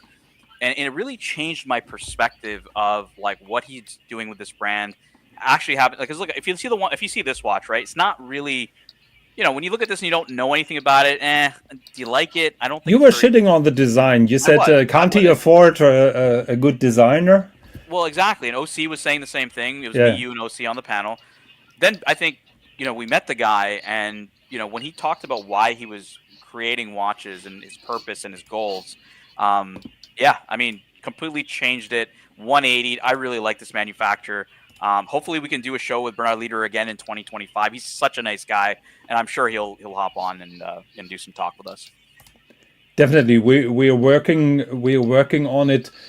So now that we are talking about Bernhard Lederer, my second favorite watch is also from Bernhard Lederer. You rightly criticized the a little bit very I would say conservative design of his first watch, and in my opinion he improved it here with that one. So what was spectacular on that is he shrunk the movement. The watch that you've seen previously is 44 millimeters. This one is 39. And of course, the initial movement would not fit in such a small watch. So he had to shrink the internals, and he also optimized the design. And that is my second favorite here for 2024. I'm going to stop you here. We got George Varghese. I think he's actually, I don't know if he's in your chat or he's in my chat. We got George here who says the de Bethune kind of grand complication is the best release of 2024. And I know George is a big de Bethune fan, and Higgins is not. So I don't know if Higgins is going to agree with you, George, but we appreciate you checking it out, man. Checking us out. Yeah, 1 second. I try to pull it up here on monochrome. Give me a second. De Bethune kind of grand complication is the best release of 2024. George obviously loves his de Bethune. He recently purchased a new one. I really like it, George. I don't know if you got the Starry Seas. I know you were talking about the Starry Seas at one point. I really like that watch. But yeah, it's not always everyone's favorite with de Bethune. I think people kind of understood it with Watchbox when it came to FP Jorn. I think they're a little confused. So that is the kind of grand complication that he made. For me, the deal breaker with de Bethune is the design. I just don't like the design. I don't like those fragile lugs and everything like that. Why can't I get it better. What's Look, new? George, he's just a Star Wars guy. He hates Star Trek. Like that. That's just Yeah, how it is, this guy. Like, I'm neither a Star Wars nor Star Trek fan. So there you go. Now you can hate me. So what yes, do you like from De Bethune? I don't mind. You have the Starry Night and the Starry Seas, right? I think those are the two. I really like both of those. I think they do make some really cool watches. I like the one George bought. It's really, really nice. But yeah, look, I get it, right? It's not for everybody. It's a bit, it can be a little bit too contemporary for some people, I would say. current collection. Mark, what do you think of these watches? Do you think they're a little too contemporary, or would you be rocking this when you're going to the autocross in the Miata, baby? I love these watches. I love these watches. They're nice. Mark is a fan of De Bethune. Van Lux's Star Wars was a great film. It's been a while since. It's been a while, I think, since folks have seen that one there, Van Lux. Did Lux go away? I was going to jump on. Yeah, Lux is gone. He just came on and said, wow. He fiked off. Yeah. All right, so here we go. We got George who's saying, fragile lugs, play tennis and pickleball with no issues. That's good, but it's just it's not the technical aspect. It's more the visual aspect that I don't like. And just like Tan said, that Star Trek logo on the back is just turning me off. But that's okay. On. Look at this watch. The Starry Seas is so nice. Come on, blow this up. Have a look at this watch. It is beautiful. I like the design. I like the dial and like the gold dots on the dial. It's beautiful, of course. But then it has that dodgy case that ruins everything. Case. Yeah. Oh, George, man, if you could hop on at some point to show him the dodgy case, that would be so excellent. Look, I've seen them. I've seen them, and I can't fall in love. Okay, and you don't like the little Star Trek bridges? Like, come on, man. Like, now are these black? Here's the thing: is that black polished or not? Is it polyspeculaire? That is a good question. Actually, I have to check that. I think somewhere. I think that's what they're insinuating here, right? Yes. Let me see here. Caliber. Let's find out if they claim it. No, it doesn't say black polishing here. I think I read somewhere that those big elements here of the Star Trek logo are black polished. But think about it, right? In a photo, well, think about it. On a photo on your website, why would you put a shadow on a still photo? Why would you put a shadow on the bridge? You're showing that it's black polished, right? This is George. I think this is a little bit of a Tim Masso offer of like marketing help. No. Tan, you have to keep in mind, and Bernhard Lederer actually said that on our stream. You have to keep in mind the photographer has no idea about watches. So maybe, but look, you're still putting these up on the website, like. You could be like, nah, I don't want this, and give me something better. Right? Yeah, but do you have an idea how expensive it will be to reshoot? Or I don't know.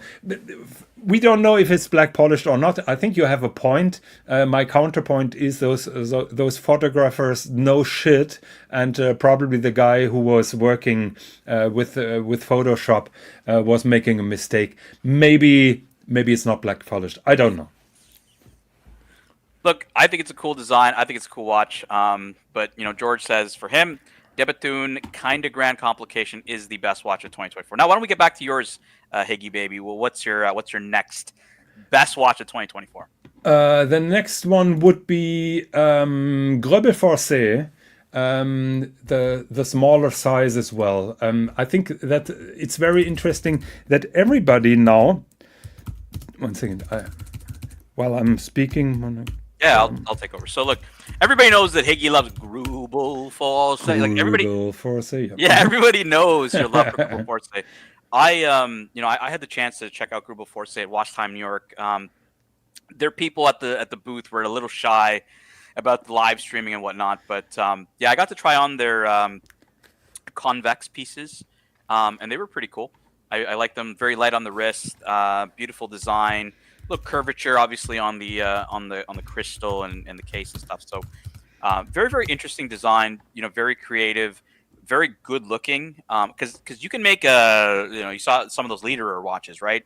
Has great technology, great engineering, but it's just fucking ugly. I think Gröbel Forcé kind of hits it on all levels, and I would agree with Higgins on why this is a great brand. Yeah, that is well, Gröbelfosse is always a fantastic brand, and now that they were able to shrink their cases, it makes them even more attractive. So I hope that they are following that path, make their cases smaller, keep their movements amazing, and that is one of the watches that I really admired in the year that is almost ended. Have a look here at the curved. Design of Have you tried one of these on there, Higgins? many years ago I tried one on, but that was a first series, and they were big and bold. So I haven't tried on one of the Yeah, look, small they're still ones. relatively big. Like, I'm not going to lie to you, they Yeah. are big.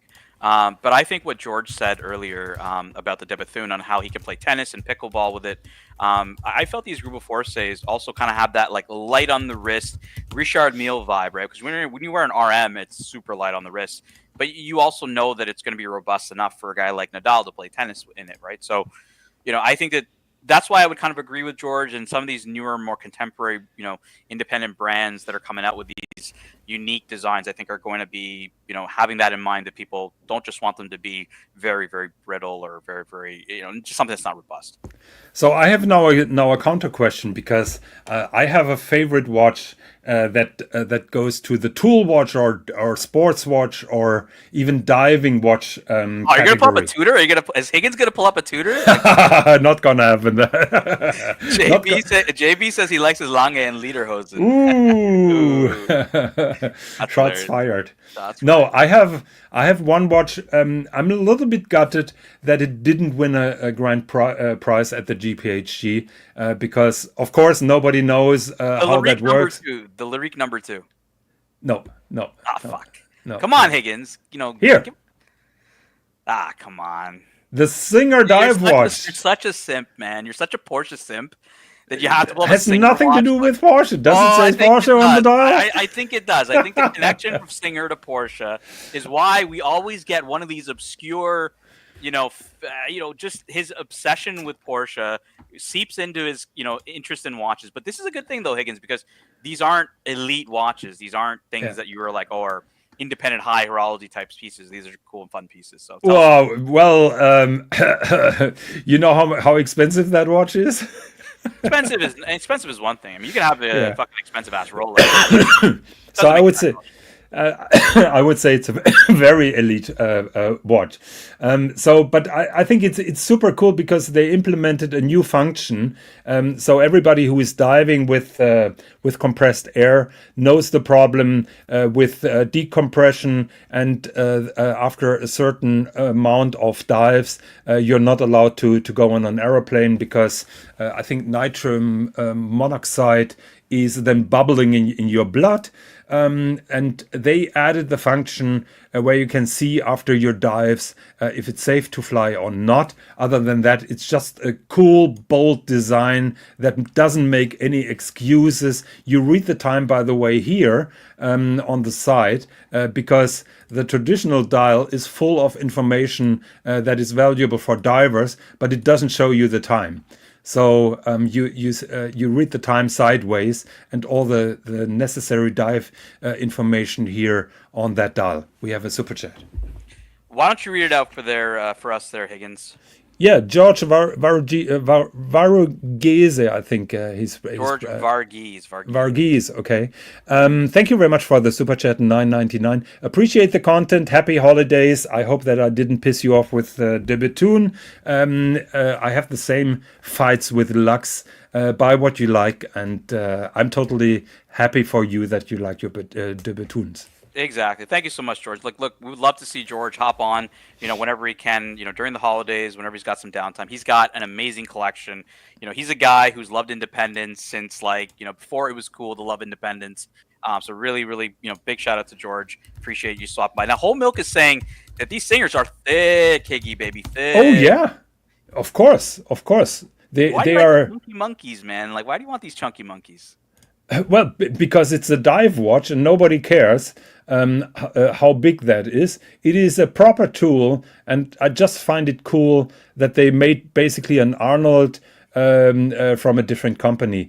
By the way, we've been talking about that, and that is something that I learned this year inside of this particular watch, and in most of the Singer watches, you find that Agénor, Agéngraph movement. And what I learned when I made a show about that movement, this is how the raw movement looks like. It has a big hole in the center.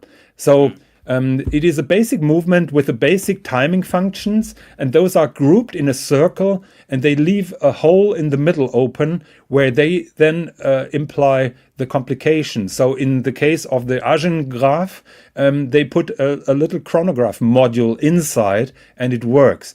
Now you can imagine that it's very difficult with the mainspring barrels, with the escapement, with the controls and everything, to put that in a ring shape. I think it's a genius design. Agénor also makes movements for Van Cleef and Arpels for those romantic complications. So that movement is made for those romantic complications where you add that module then inside of this movement.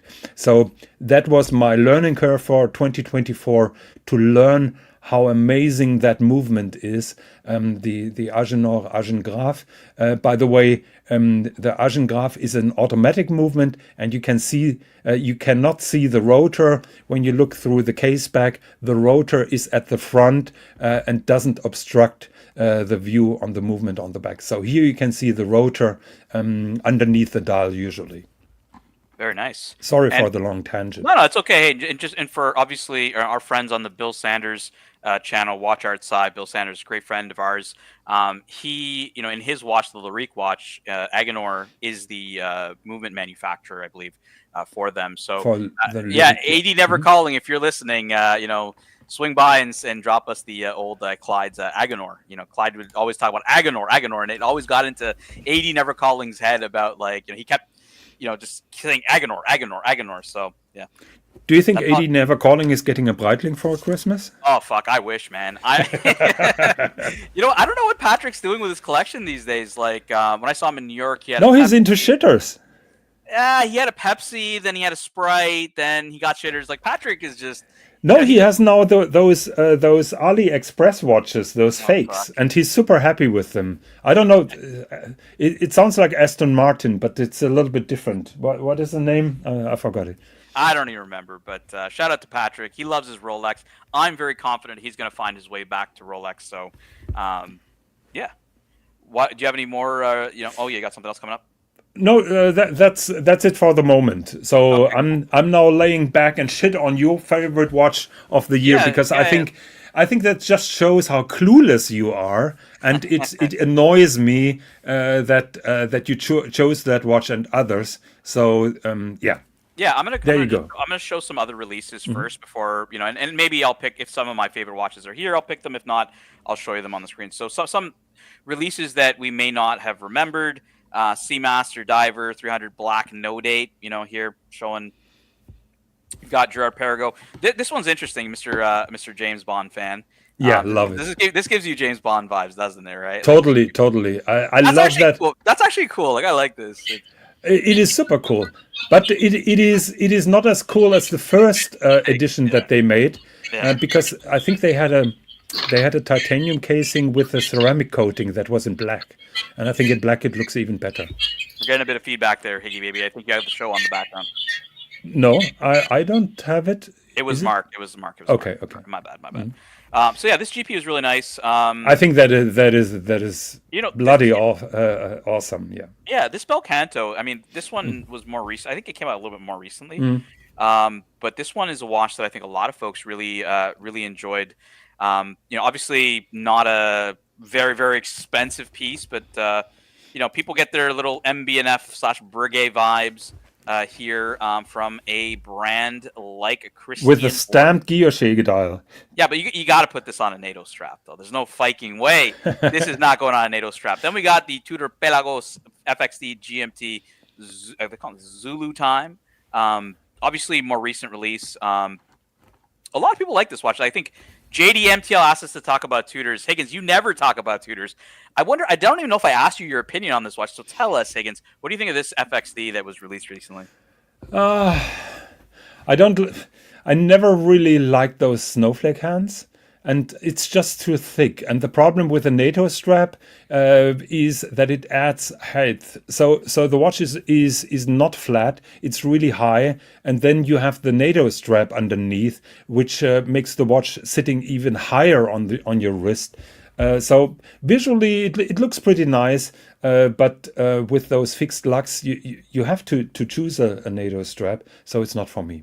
Got a question here from Home Milk, who says, "Higgy, do you like the GP or the Amida Digitrend?" GP all the way, because I'm an LED guy. I'm from a generation where mechanical watches were dead, and then LED displays came up, and I thought those are the watches of the future. Nobody else will want a watch with hands. And I remember one of my first watches was a plastic watch with LED display, and I couldn't stop pushing the button and see it light up. I think the battery lasted for 3 days, and then it had to be replaced. I was so super happy. It was so super cool, and the predecessor of it is the Hamilton PSR, which is still a cool watch. So I'm an LED guy. So my choice is GP. Producer Mark, what do you think of this Tudor, man? Like this on the wrist, you're cruising around Chicago. I have one. I have that. I have the same one. Oh baby, producer Mark puts his money where his mouth is. Yes, you know. Look, I do have it. A lot of people love this watch. I would. You know what? I think Tudor from a tool watch. The whole shtick of tool watch. This does give it that vibe. I understand what Higgins is talking about. If you put it on the NATO or whatever they call their NATO strap, it will increase height. Some people don't like it. I actually like divers on NATOs. It's just more of my style, sports watches on NATO. So yeah, I'm a big fan of this watch. I think this is a great watch. Is it the best watch of 2024? No. Is it a nice release from Tudor? Yes, I would say this is a great piece. We got another super chat. Big super chat from George Varghese, $10.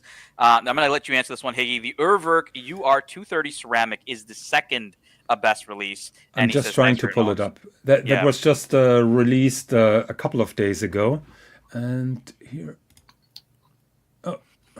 1 second, I have to share. Hey, Road Mutation, nice to see you, man. A friend from Switzerland, Road Mutation in the house, is saying, how thick is that Tudor GMT on the wrist? I think it would be quite thick with that. Well, I think it's around 14, and then the NATO strap adds, so you're ending up over 15. So that is a problem. With the NATO strap, it's a little thick. Yeah.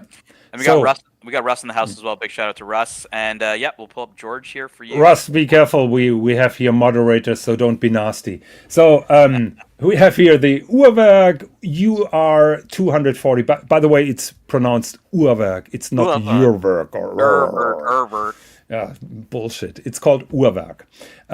So that is their newest one, the 230 Polaris. It has a combined polymer ceramic case, which is absolutely cool. Uhrwerk usually stands for black watches, for dark watches, and I think that combination is absolutely smashing, totally mind-blowing. What I like is they show the time differently. So in that situation, now the time is 5 hours and 27 minutes. And I think there is also a small second somewhere hidden, which is not shown on that display. So you see here that pointer that moves in a retrograde function. So it moves until 60, then it jumps back, and the 6 then goes down where the 5 is right now at the moment. Absolutely fantastic watch here. A close-up again where you can see it.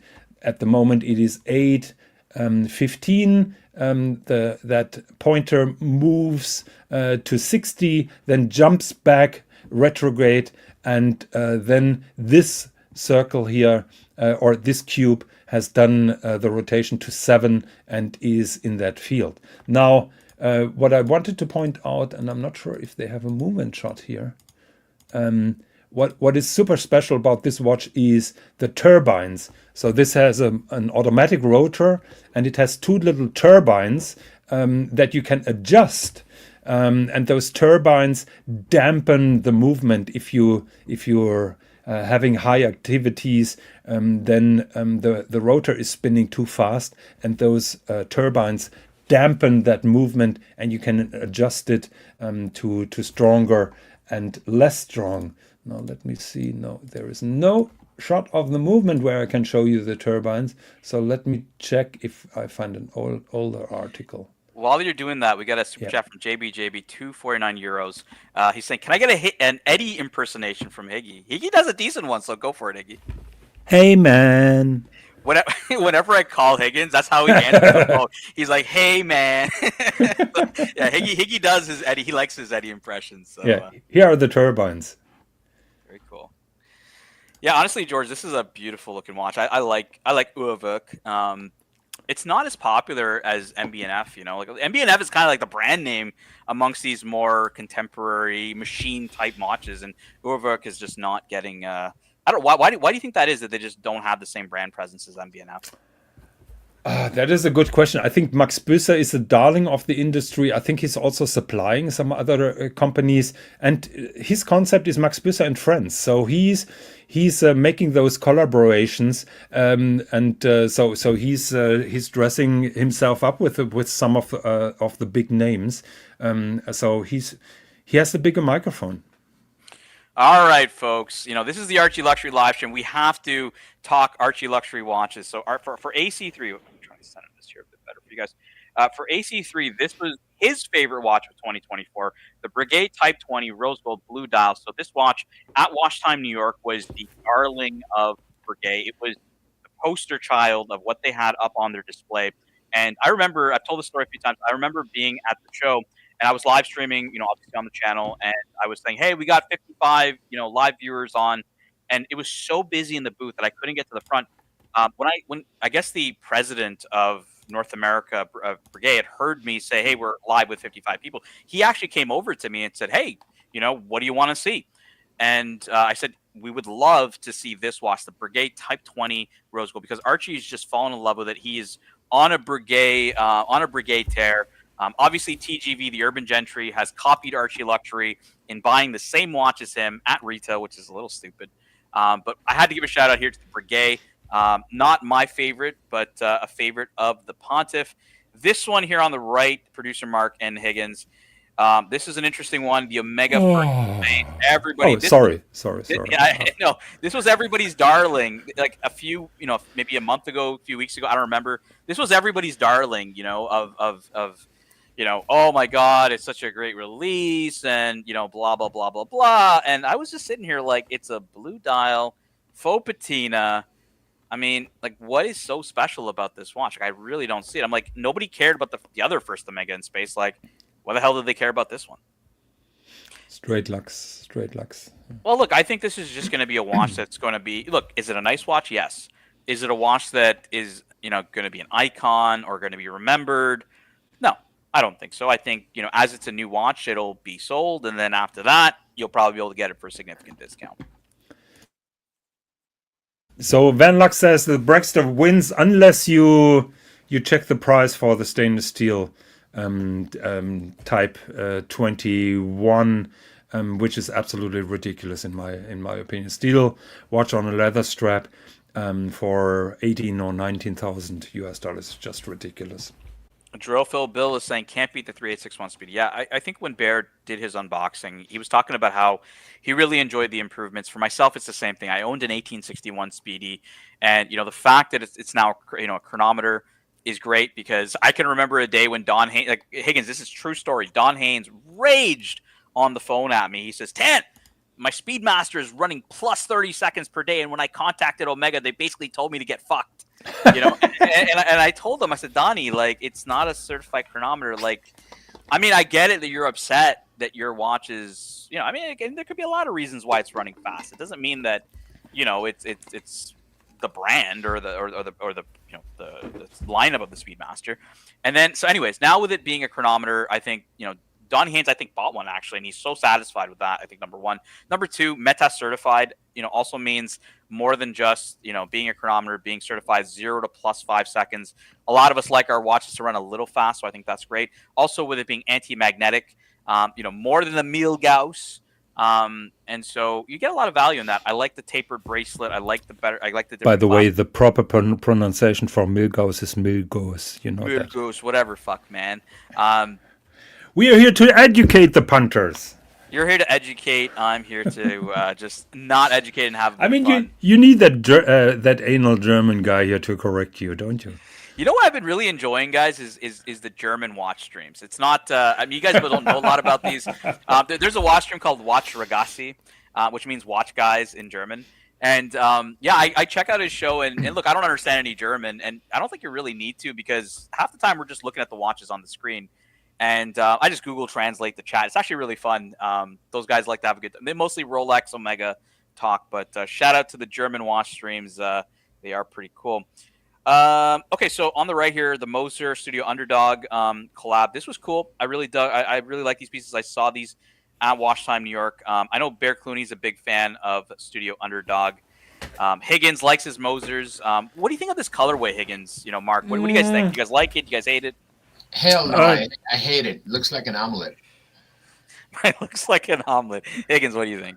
I think it looks like a rotten passion fruit. Yeah.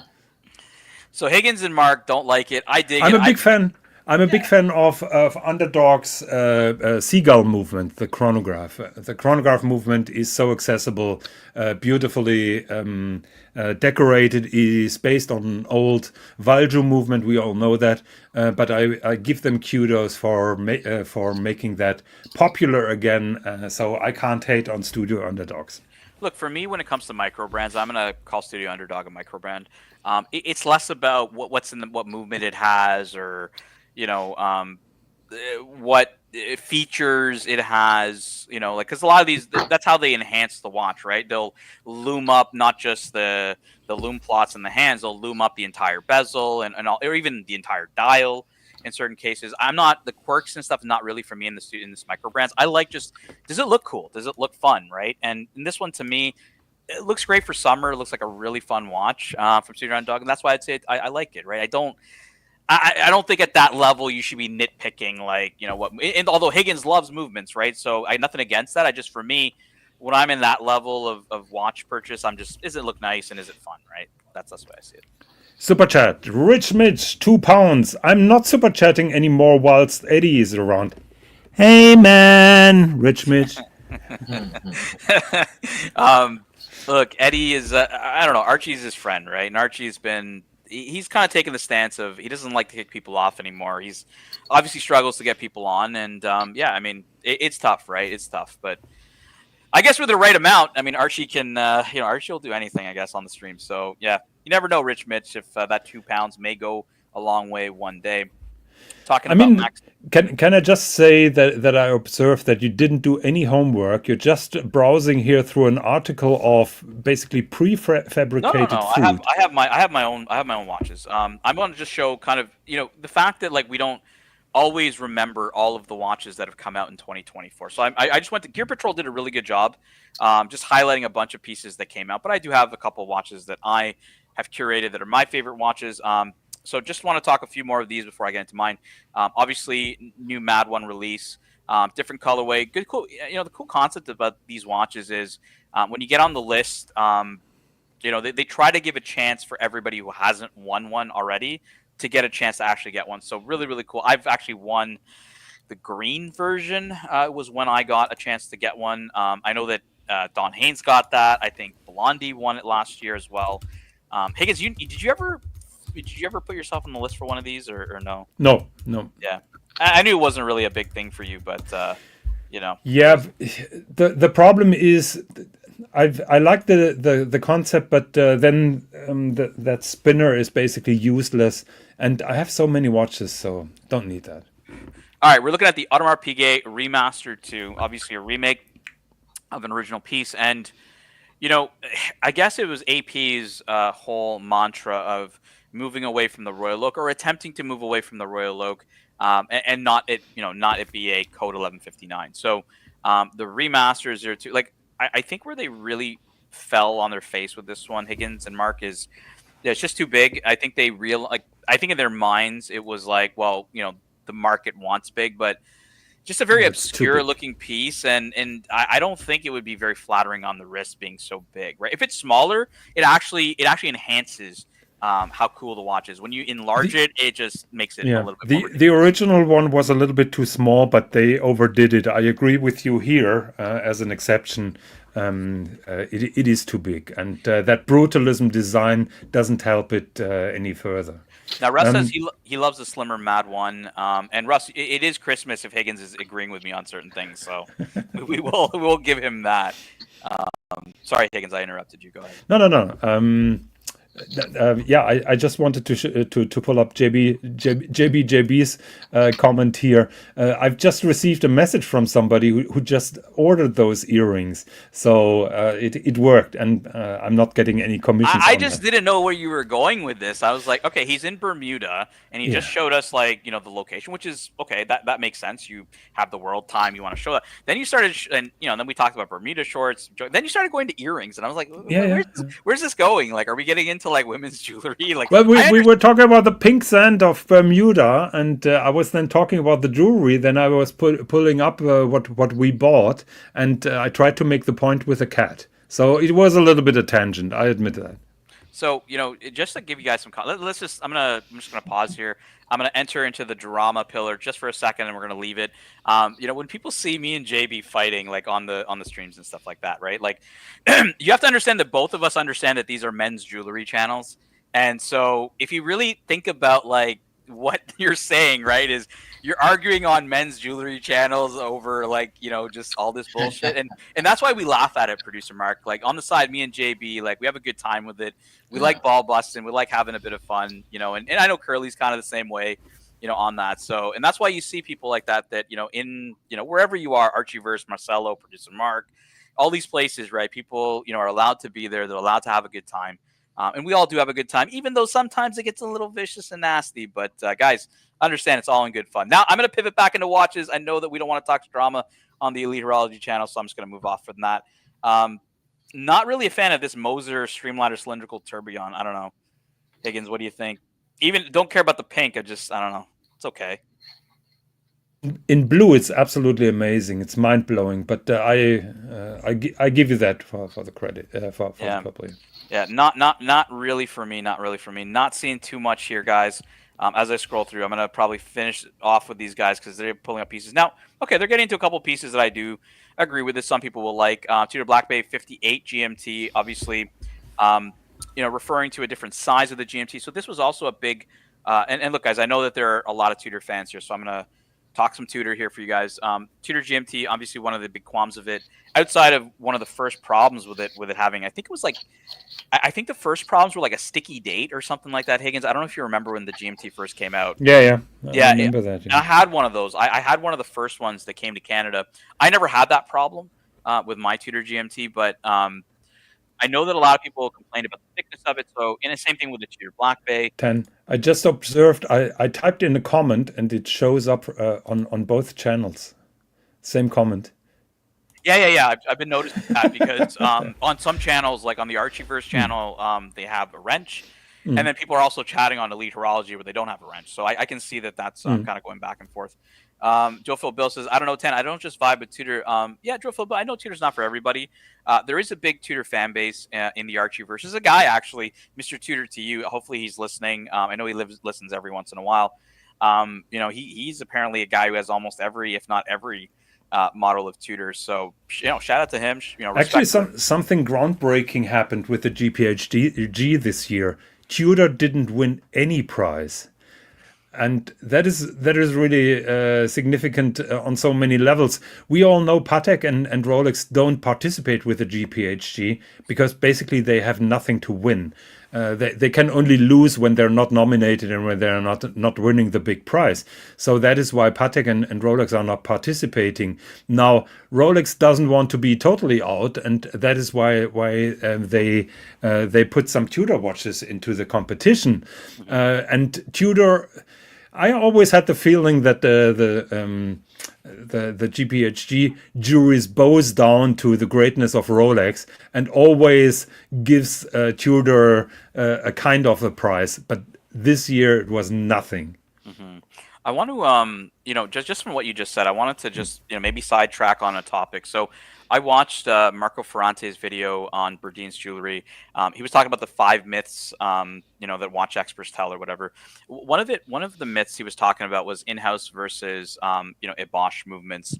And he said that, like, in his experience, well, from what the story he was telling was, and he was rightfully so telling the story around the the Lange datograph coming out and really pushing Patek Philippe to innovate, quote unquote, innovate, and that was his whole kind of premise was that the interesting part about the in-house movement, this whole scene has been it forces the brands to innovate, which I actually disagree with, and I'm going to tell you why. Because in that example, right, he's saying that the fact that Lange came out with the datograph forced Patek to go from the 5070, which is using the Lemania movement, to the 5170, which is an in-house movement. And so, I guess what he was trying to insinuate was Patek came out with, revolutionary or updated technology that would rival the datograph. Now, I'm going to stop there, Higgins, and you're going to take over on whether you think that statement is true. Well, you're trying to have it both ways because usually you insist. Well, of course I am, right? Didn't Curly say I always set myself up with plausible deniability? Like exactly, yes. So this is just another stupid narrative. So matter of fact is Lange's datograph kicked Patek's ass to move to in-house movement from being supplied for decades with the Lemania 2310. Now, one of the criticism that I have is that new in-house movement that Patek showed is a little bit bigger. It's 3 millimeters bigger, but it still looks like the Lemania. And in my opinion, they're still using the same kind of architecture. They just make the movement a little bit bigger. So we can debate all day long if it's a true in-house or not. Now, what is your narrative? Is it now an in-house movement or not? No, I mean, I don't disagree with you. I think that they didn't really innovate too much. You didn't reply to the question. Is the new Patek chronograph, is it an in-house movement or not? I mean, of course it is. It's theirs, right? So it is in-house. You could call it quote unquote in-house. Okay, so that doesn't mean that it's I guess the point I'm making. Go ahead if you want to finish. I disagree with you. I think it is a kind of rip-off of the still Lemania, which is exactly proving my point. Hold on, let me finish now. Which is exactly proving my point against Marco Ferrante. Right? Marco Ferrante basically tried to say that Lange's datograph forced Patek to innovate, which is not true, right? Like the armchair experts, Marco. We like you, Marco. Here, like you're welcome here. The armchair experts are calling bullshit because. Exactly what Higgins is saying. Yes, it is quote unquote in-house. However, it's greatly inspired by the Lemania movement that they were using in the 50-70s. So not really innovation. And even then, let's just expand on that. Like what fucking innovation has come out that has been so fucking groundbreaking? Outside of realistically my favorite watch of this year, I think the watch that has really taken the show is the Eternal Calendar from IWC.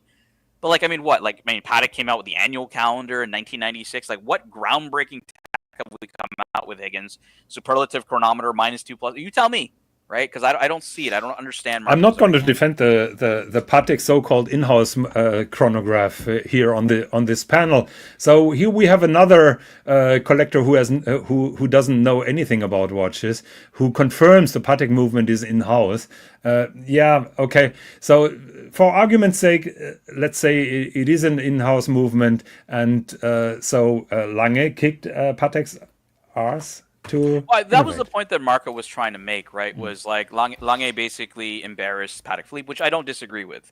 I think Marco was right in a lot of what he was saying. I think he was wrong in the understanding that, it drives innovation. Like these fucking Swiss brands are the most arrogant, lazy fucking guys around. Like, I mean, I don't know how people in the Panerai marketing department even have a fucking job. Okay, can we move that argument maybe from the head to the bottom? So, can you agree that no matter if Patek is really truly in-house or not, can we agree that the Lange datograph was groundbreaking and just shows how difficult it is to create a new chronograph movement from ground up.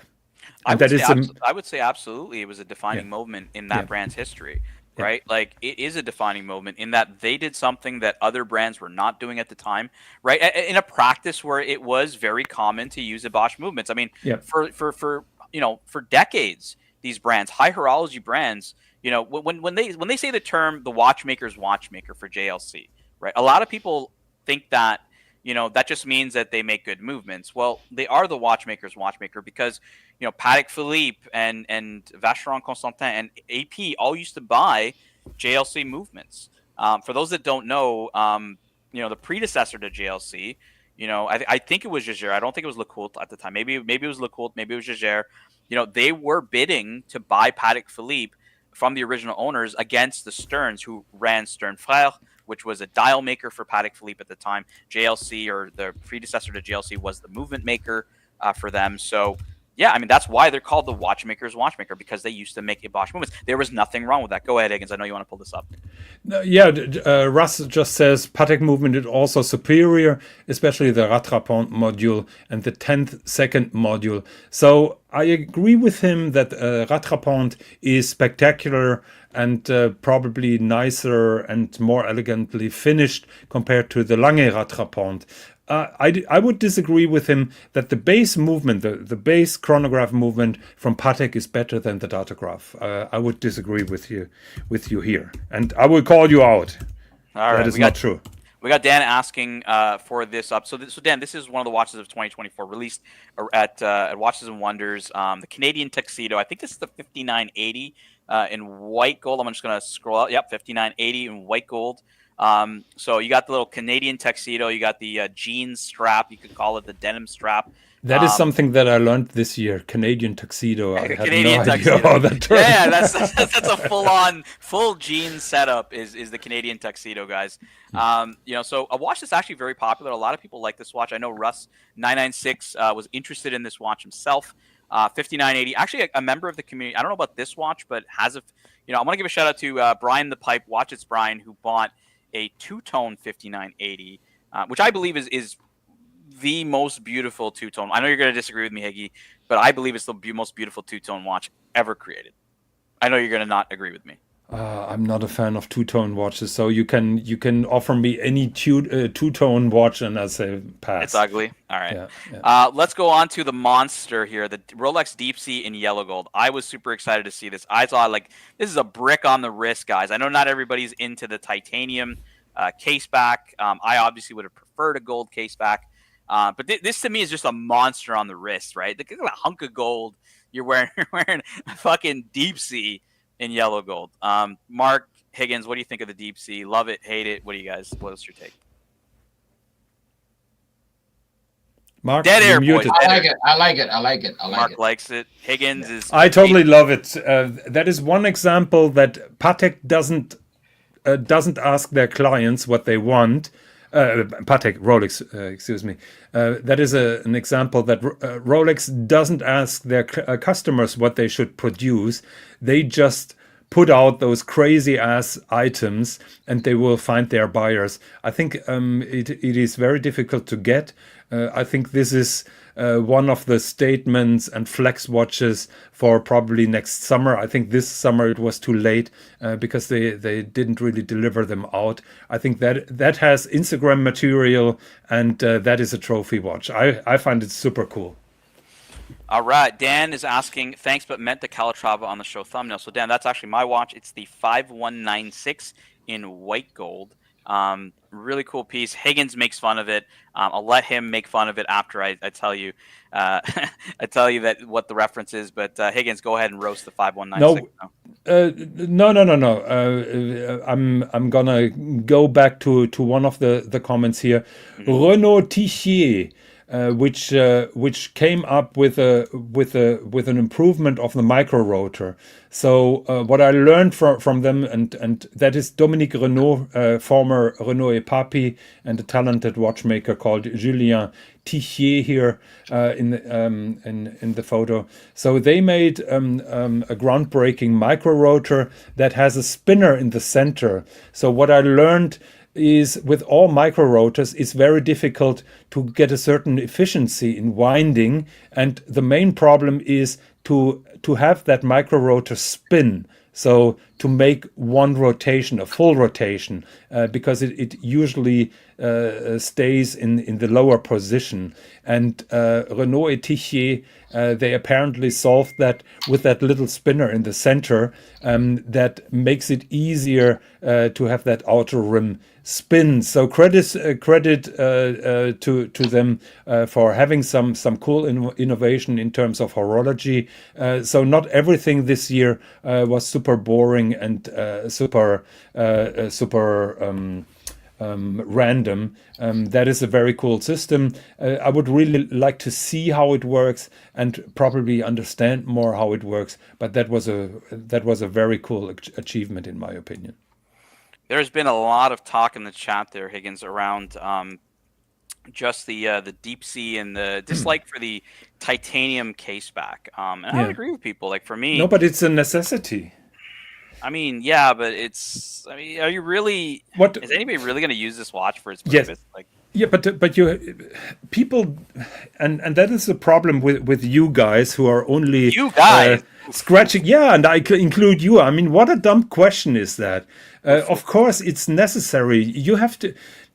The deep sea, that ring lock text here on the dial, on that ring lock system has a purpose, because the case is not really responsible for dealing with those high pressures. The case is decoration. There is an inner container that consists of that ring, of the crystal and the titanium case back that carry the load of that extreme pressure in a depth of 4,000 meters. And you can't do that in gold because gold will not be sturdy enough.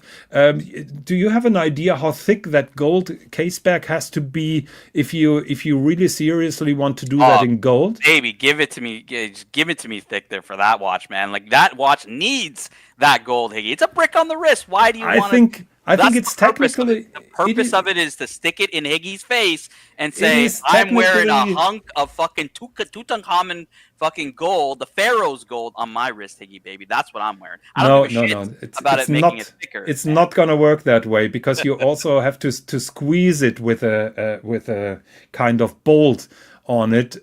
So the case back is titanium and that bolting ring, I think, is in yellow gold. All right, let's get to business, Higgy. Let's talk business here. Cartier Tortue Mono Pusher Chronograph, one of my favorites from 2024. Higgins, what do you think? I love this watch. I think it's fucking really cool. Yeah, it's fantastic that they made it bigger. The only regret that I have is they moved now to their in-house movement, and they're not using that cool movement that has been invented by FP Journe and by Flageolet, who runs now De Bethune, and there is a third one. So it's a little bit. Scratchy says, if the case can't do it, Scratchy's agreeing with me here. If the case can't do it, what it's made for, then don't make it gold. I disagree, Higgy. Well, I think that watch is not meant to go nowhere. I think that watch is meant to be on the, not to be in the water. I mean, no one's taking that in the water. They're chilling. They're in Vegas. They're at the craps tables. They're Scratchy. Wearing that I mean, for the same reason, you can criticize the normal deep sea because it doesn't have a stainless steel case back, but also the titanium. This is a functionality, and it has technical reasons why they chose that material. The Cartier is not a brand that a lot of folks talk about, so that's why I highlighted this as one of my favorite watches of 2024.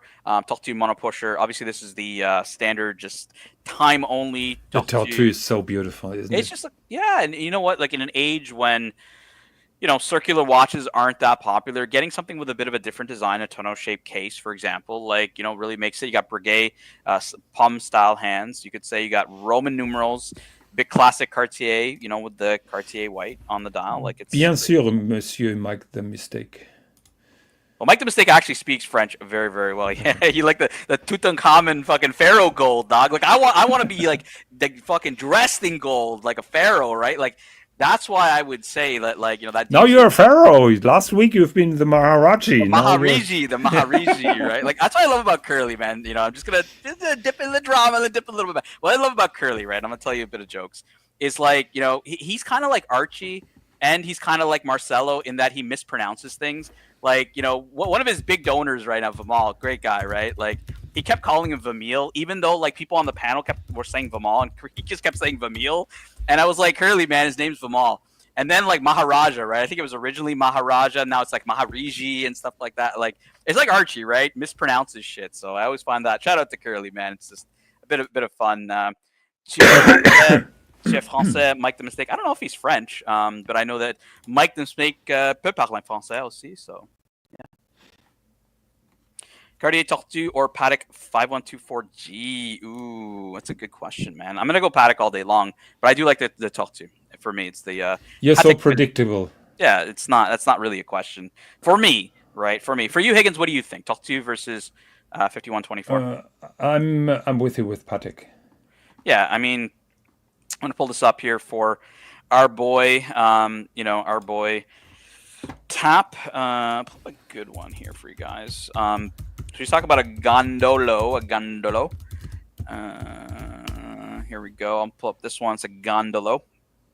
You know, again, right? Breguet numerals on this one, not bad. And we're just talking about like watches that have, you know, just non-circular watches here. That's why the Cartier Tortue for me, it's a bit different. You know, it's a bit off the beaten path, and I dig it, right? Second watch for me, IWC Eternal Calendar. Everybody knows this. Higgins, I think, probably left it off his list because honestly, he knew I'd probably talk about it. I'm a big calendar complication fan. It's been one of my favorite complications, all kind of calendar type complications for a long time, as everybody knows. And that choice infuriates me. That pisses me off. Why? That I like calendar watches, or the choice? No, because this I understand eternal calendar is a step forward to perpetual calendar. Okay, but what's the big deal now? Okay, every 400 years this is making a correction step. This is not rocket science. I think IWC altered through eight parts to achieve that so-called eternal calendar. So what is the big thing about that? What is the big achievement that justifies a price of $180,000 to give that watch the price of GPHG and now qualify for one of the best watches in the year for you? Okay, so I'm gonna translate this into English for everybody who doesn't speak elitist horology speak. Basically, what Higgins just said is like me saying this. What is so important about the few letters that are E equals MC squared, right? Well, I mean, it's only a few letters, you know. What's so important about E equals MC squared, right? Like this watch, you know, it's moon phase allegedly, and again, I don't know if there's actually proof of this. So I think Watchfinder called it out. This watch's moon phase is accurate to 45 million years. 45, like let's just 45. I mean, your moon phase on your Lange is similar to mine, right? 122. Yeah, same as mine. 40. So we're going from 122 years to 45 million years. And Higgy's like, well, how often do you have to service that watch within 122 years? Look, I'm not saying that I'm going to be around in 45 million years, but the point is that when you're saying, oh, well, they just added like 3 parts, you know, and then I'm like, they did. I mean, those 3 parts that change it from like 122 years to like 45 million. Now, look, again, I think 45 million is a little ridiculous. I'm triggered. I'm triggered here. I think we need to investigate this actually on an Elite Horology channel show of what is that? Is it actually 45 million years? You know what is even more ridiculous? They call it an eternal calendar. Now have a look how that technically functions. You have those 2 discs that show the tenths of the year and the years, and then you have that rotating lever that shows basically the centuries: 20, 21, 22. At 22.99, this thing stops, and it needs a replacement lever then. So how can IWC claim that this is programmed until 3,999 while forgetting that this thing is fucked up 22.99? Can you read this comment, please, for your channel? I want IWC to bring me back after 400 years so I can check if the watch is keeping the correct date, yes, and to verify if that false claim fell on their feet or not. So, guys, I don't get it. 8 more parts to have that secular calendar or that eternal calendar, no matter or depending on how do you define it. I think it's ridiculous to call for that price. Who buys an IWC complicated watch for $180,000 without a minute repeater, without a tourbillon, without any goodies, just because it has a little bit of a cooler calendar that stops at $22.99? I rest my case. Now, don't mistake what Higgins is saying, or even I'm saying. Like, I think IWC is a great buy on the secondary market. I think you can get really good deals on the perpetual calendars. Even the minute repeater, which again, arguably, you're not really, I don't think, a big fan of their minute repeater. But I mean, Archie looked it up. It was like $35,000 for a minute repeater. I mean, that's cheap if you want it from a respected, Swiss brand. So look, they are great buying on the secondary market if you like their pieces. I honestly never really was a fan of IWC, and even when the Engineer came out and everybody's raving about the Engineer, I like the Engineer. It's a cool watch. I'd buy that on a heavy discount on the secondary market just to have, because I like the design. But for me, Higgins is saying, well, guys, it's not exactly what they're saying. It's not that this can exactly go to the year 3499 or whatever it is. Where they don't know if it's a leap year or not. So I don't. I mean, I because Azza really in this joke has a lot of points, right? It's like touche, right? Like, who the fuck cares, if it's good till 400 years? I ain't gonna be around in 400 years, and I don't think maybe. Okay, if nobody cares, what's the point of that watch? But that's exactly what he's saying, right? And I think that's why a lot of people kind of overlook this, because to them it's like, yeah, kind of cool, but it doesn't. It's not really. It's not really realistic or functional, right? In that sense, for the longevity that they're saying, they really don't. There's no difference to them between that and a perpetual calendar. Mike the Mistake, $2 Canadian. Thank you so much, Mike the Mistake. Merci beaucoup. Who says, Higgy, why is September 7th, 9th month, and October 8th, 10th? Oof, I have no idea. Good question. Next question. Do you know that?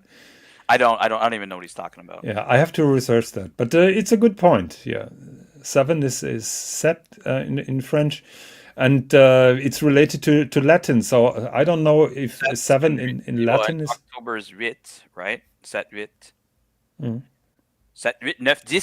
All right, no more French for you, Mike the Mistake. Unless you're going to super chat in French, no more French for you. Julius. Oh yes, the Julius Caesar. Yes, this is Julius Caesar calendar. Yeah, August. Okay. So, but we were talking about what? You kicked me out. So, because we were talking about 3670. Fuck. Tortue watches. So, I've seen Archie being a little bit upset how much money that watch achieved, 825,000. I think last year we had the same watch that achieved even more. I just wanted to repeat what I said earlier about this watch and how cool it is. This is not only a chronograph by Patek Philippe. Tan, do you know this story? Can you tell it to us? Otherwise, I'm gonna do that. Yeah, go ahead. I know it's a Bosch with a 131333 or something. Yeah, it's an older Bosch that Patek had laying around. I think they had 16 of them or 14. Yeah, it was not that many. That's how limited this watch is. So, but that is a vintage movement that they put into this super limited series that only went to special clients. I think it's a steel watch, if I remember that correctly. That is the grail of the grail. Not only visually, I think it's absolutely drop gorgeous. It's so beautiful. I can't get over that. And then you look at the movement, and it's just mind blowing. That is one of my favorite Patek Philippe watches that I've ever seen, and I can't get tired of it. Okay, so I'm gonna kind of show you guys the visual difference, and I think that what Higgins is talking about from a visual perspective makes sense. But I'm going to show you guys a similar looking, design of case, and I want to see what because as I was saying, I think it's a great watch. It's a beautiful piece. Now, similar design, but now we're in a perpetual calendar. This is the 5940. I don't think it has the same effect as the chronograph. Dial up. I think Yeah. the chronograph just looks more sporty and therefore is more attractive. I think when you're going kind of this way, it becomes more traditional, and then people just kind of think of it like, meh, it's not really for me, right? Yeah, it tries to follow the same formula, but close is not always spot on. Now, shout out to Fella. Fella always believes that these 5940s and 5040s are great buying. He's like, look, for perpetual calendar, you can get on the market for annual calendar money. Hey, go for it. But shout out to Fella. I know he's a big fan of these 5940s. We got a super chat from Apes, 5 British pounds. Thank you so much, Apes. Nice to see you. This one's for you, Higgy. Higgy, money no limit. Would be your pick from Patek? Good question. Thank you very much, Apes, for the question. So I'll bring it up while you say what it is. So when you're saying money no object, I take it the current collection, and of course everybody would then choose one the most expensive watch, which is what is the name of that expensive thing? I forgot. Oh, like the Grandmaster Chime? Like, I don't think Grandmaster Chime. Yeah, of course. I'm not buying the Grandmaster Chime. That's for sure. If somebody says, okay, pick one, you wouldn't choose that. Absolutely not. Absolutely Okay, not. I would choose that one here. That is my current favorite here in the Patek Philippe collection. It is a 5531G, and this is a world time minute repeater automatic with a dial which comes from the workshops of Anita Porcher. All right, Higgy, now you're going to answer this question for me. What you know about old Patek Philippe, right? So same question, Tan, no money, no limit. What would be your pick? What do you think I would select? Before I'm answering to your question, I just wanted to emphasize, guys, have a look here exactly at that cloisonné dial, which is absolutely gorgeous. You find here a little AP. You have to look very closely. AP stands for Anita Porcher, who is the best remaining enamelists in the trade. AP, as far as I learned this week or last week, AP stands for dials that come out of her atelier. If she makes them herself, she signs A. Porcher. Now, coming to what you're gonna choose. If you don't choose the Grandmaster Chime, let's have a look. What else? See how well Higgy knows me, because while you do that, I'm just going to share one thing for Azza. While you do that, while you do a little search, Azza is asking, does Patek Philippe do a perpetual with center second hands? Yeah, this is my perpetual calendar, the 5320 G with the cream dial. As you can see, center seconds. They use the 324 movement for the center seconds here. They also had, and this is based loosely on the reference 1591, the original Maharaja's watch, I guess you could say. That it was a piece unique in steel. But yeah, they do have a perpetual calendar with center seconds, which is one thing I do love about it. And I know that Archie loves about it. I'm gonna get Higgy's screen back up on the screen because I want to see how well Higgy knows me on what watch. Money no object when I buy. So I'm afraid that this is not what you would choose, because you just don't know your shit. So monopusher rattrapante is what I would guess, but I'm pretty sure it's not, because you would choose the chronograph perpetual calendar, don't you? Yeah, that's exactly what I would choose. I'll let you answer this question. I'll let you answer this question for George Farkis, and then we'll show you my watch. So Okay. George Farkis is saying Anita Porcher has worked with Romain Gaultier and Raoul Pages.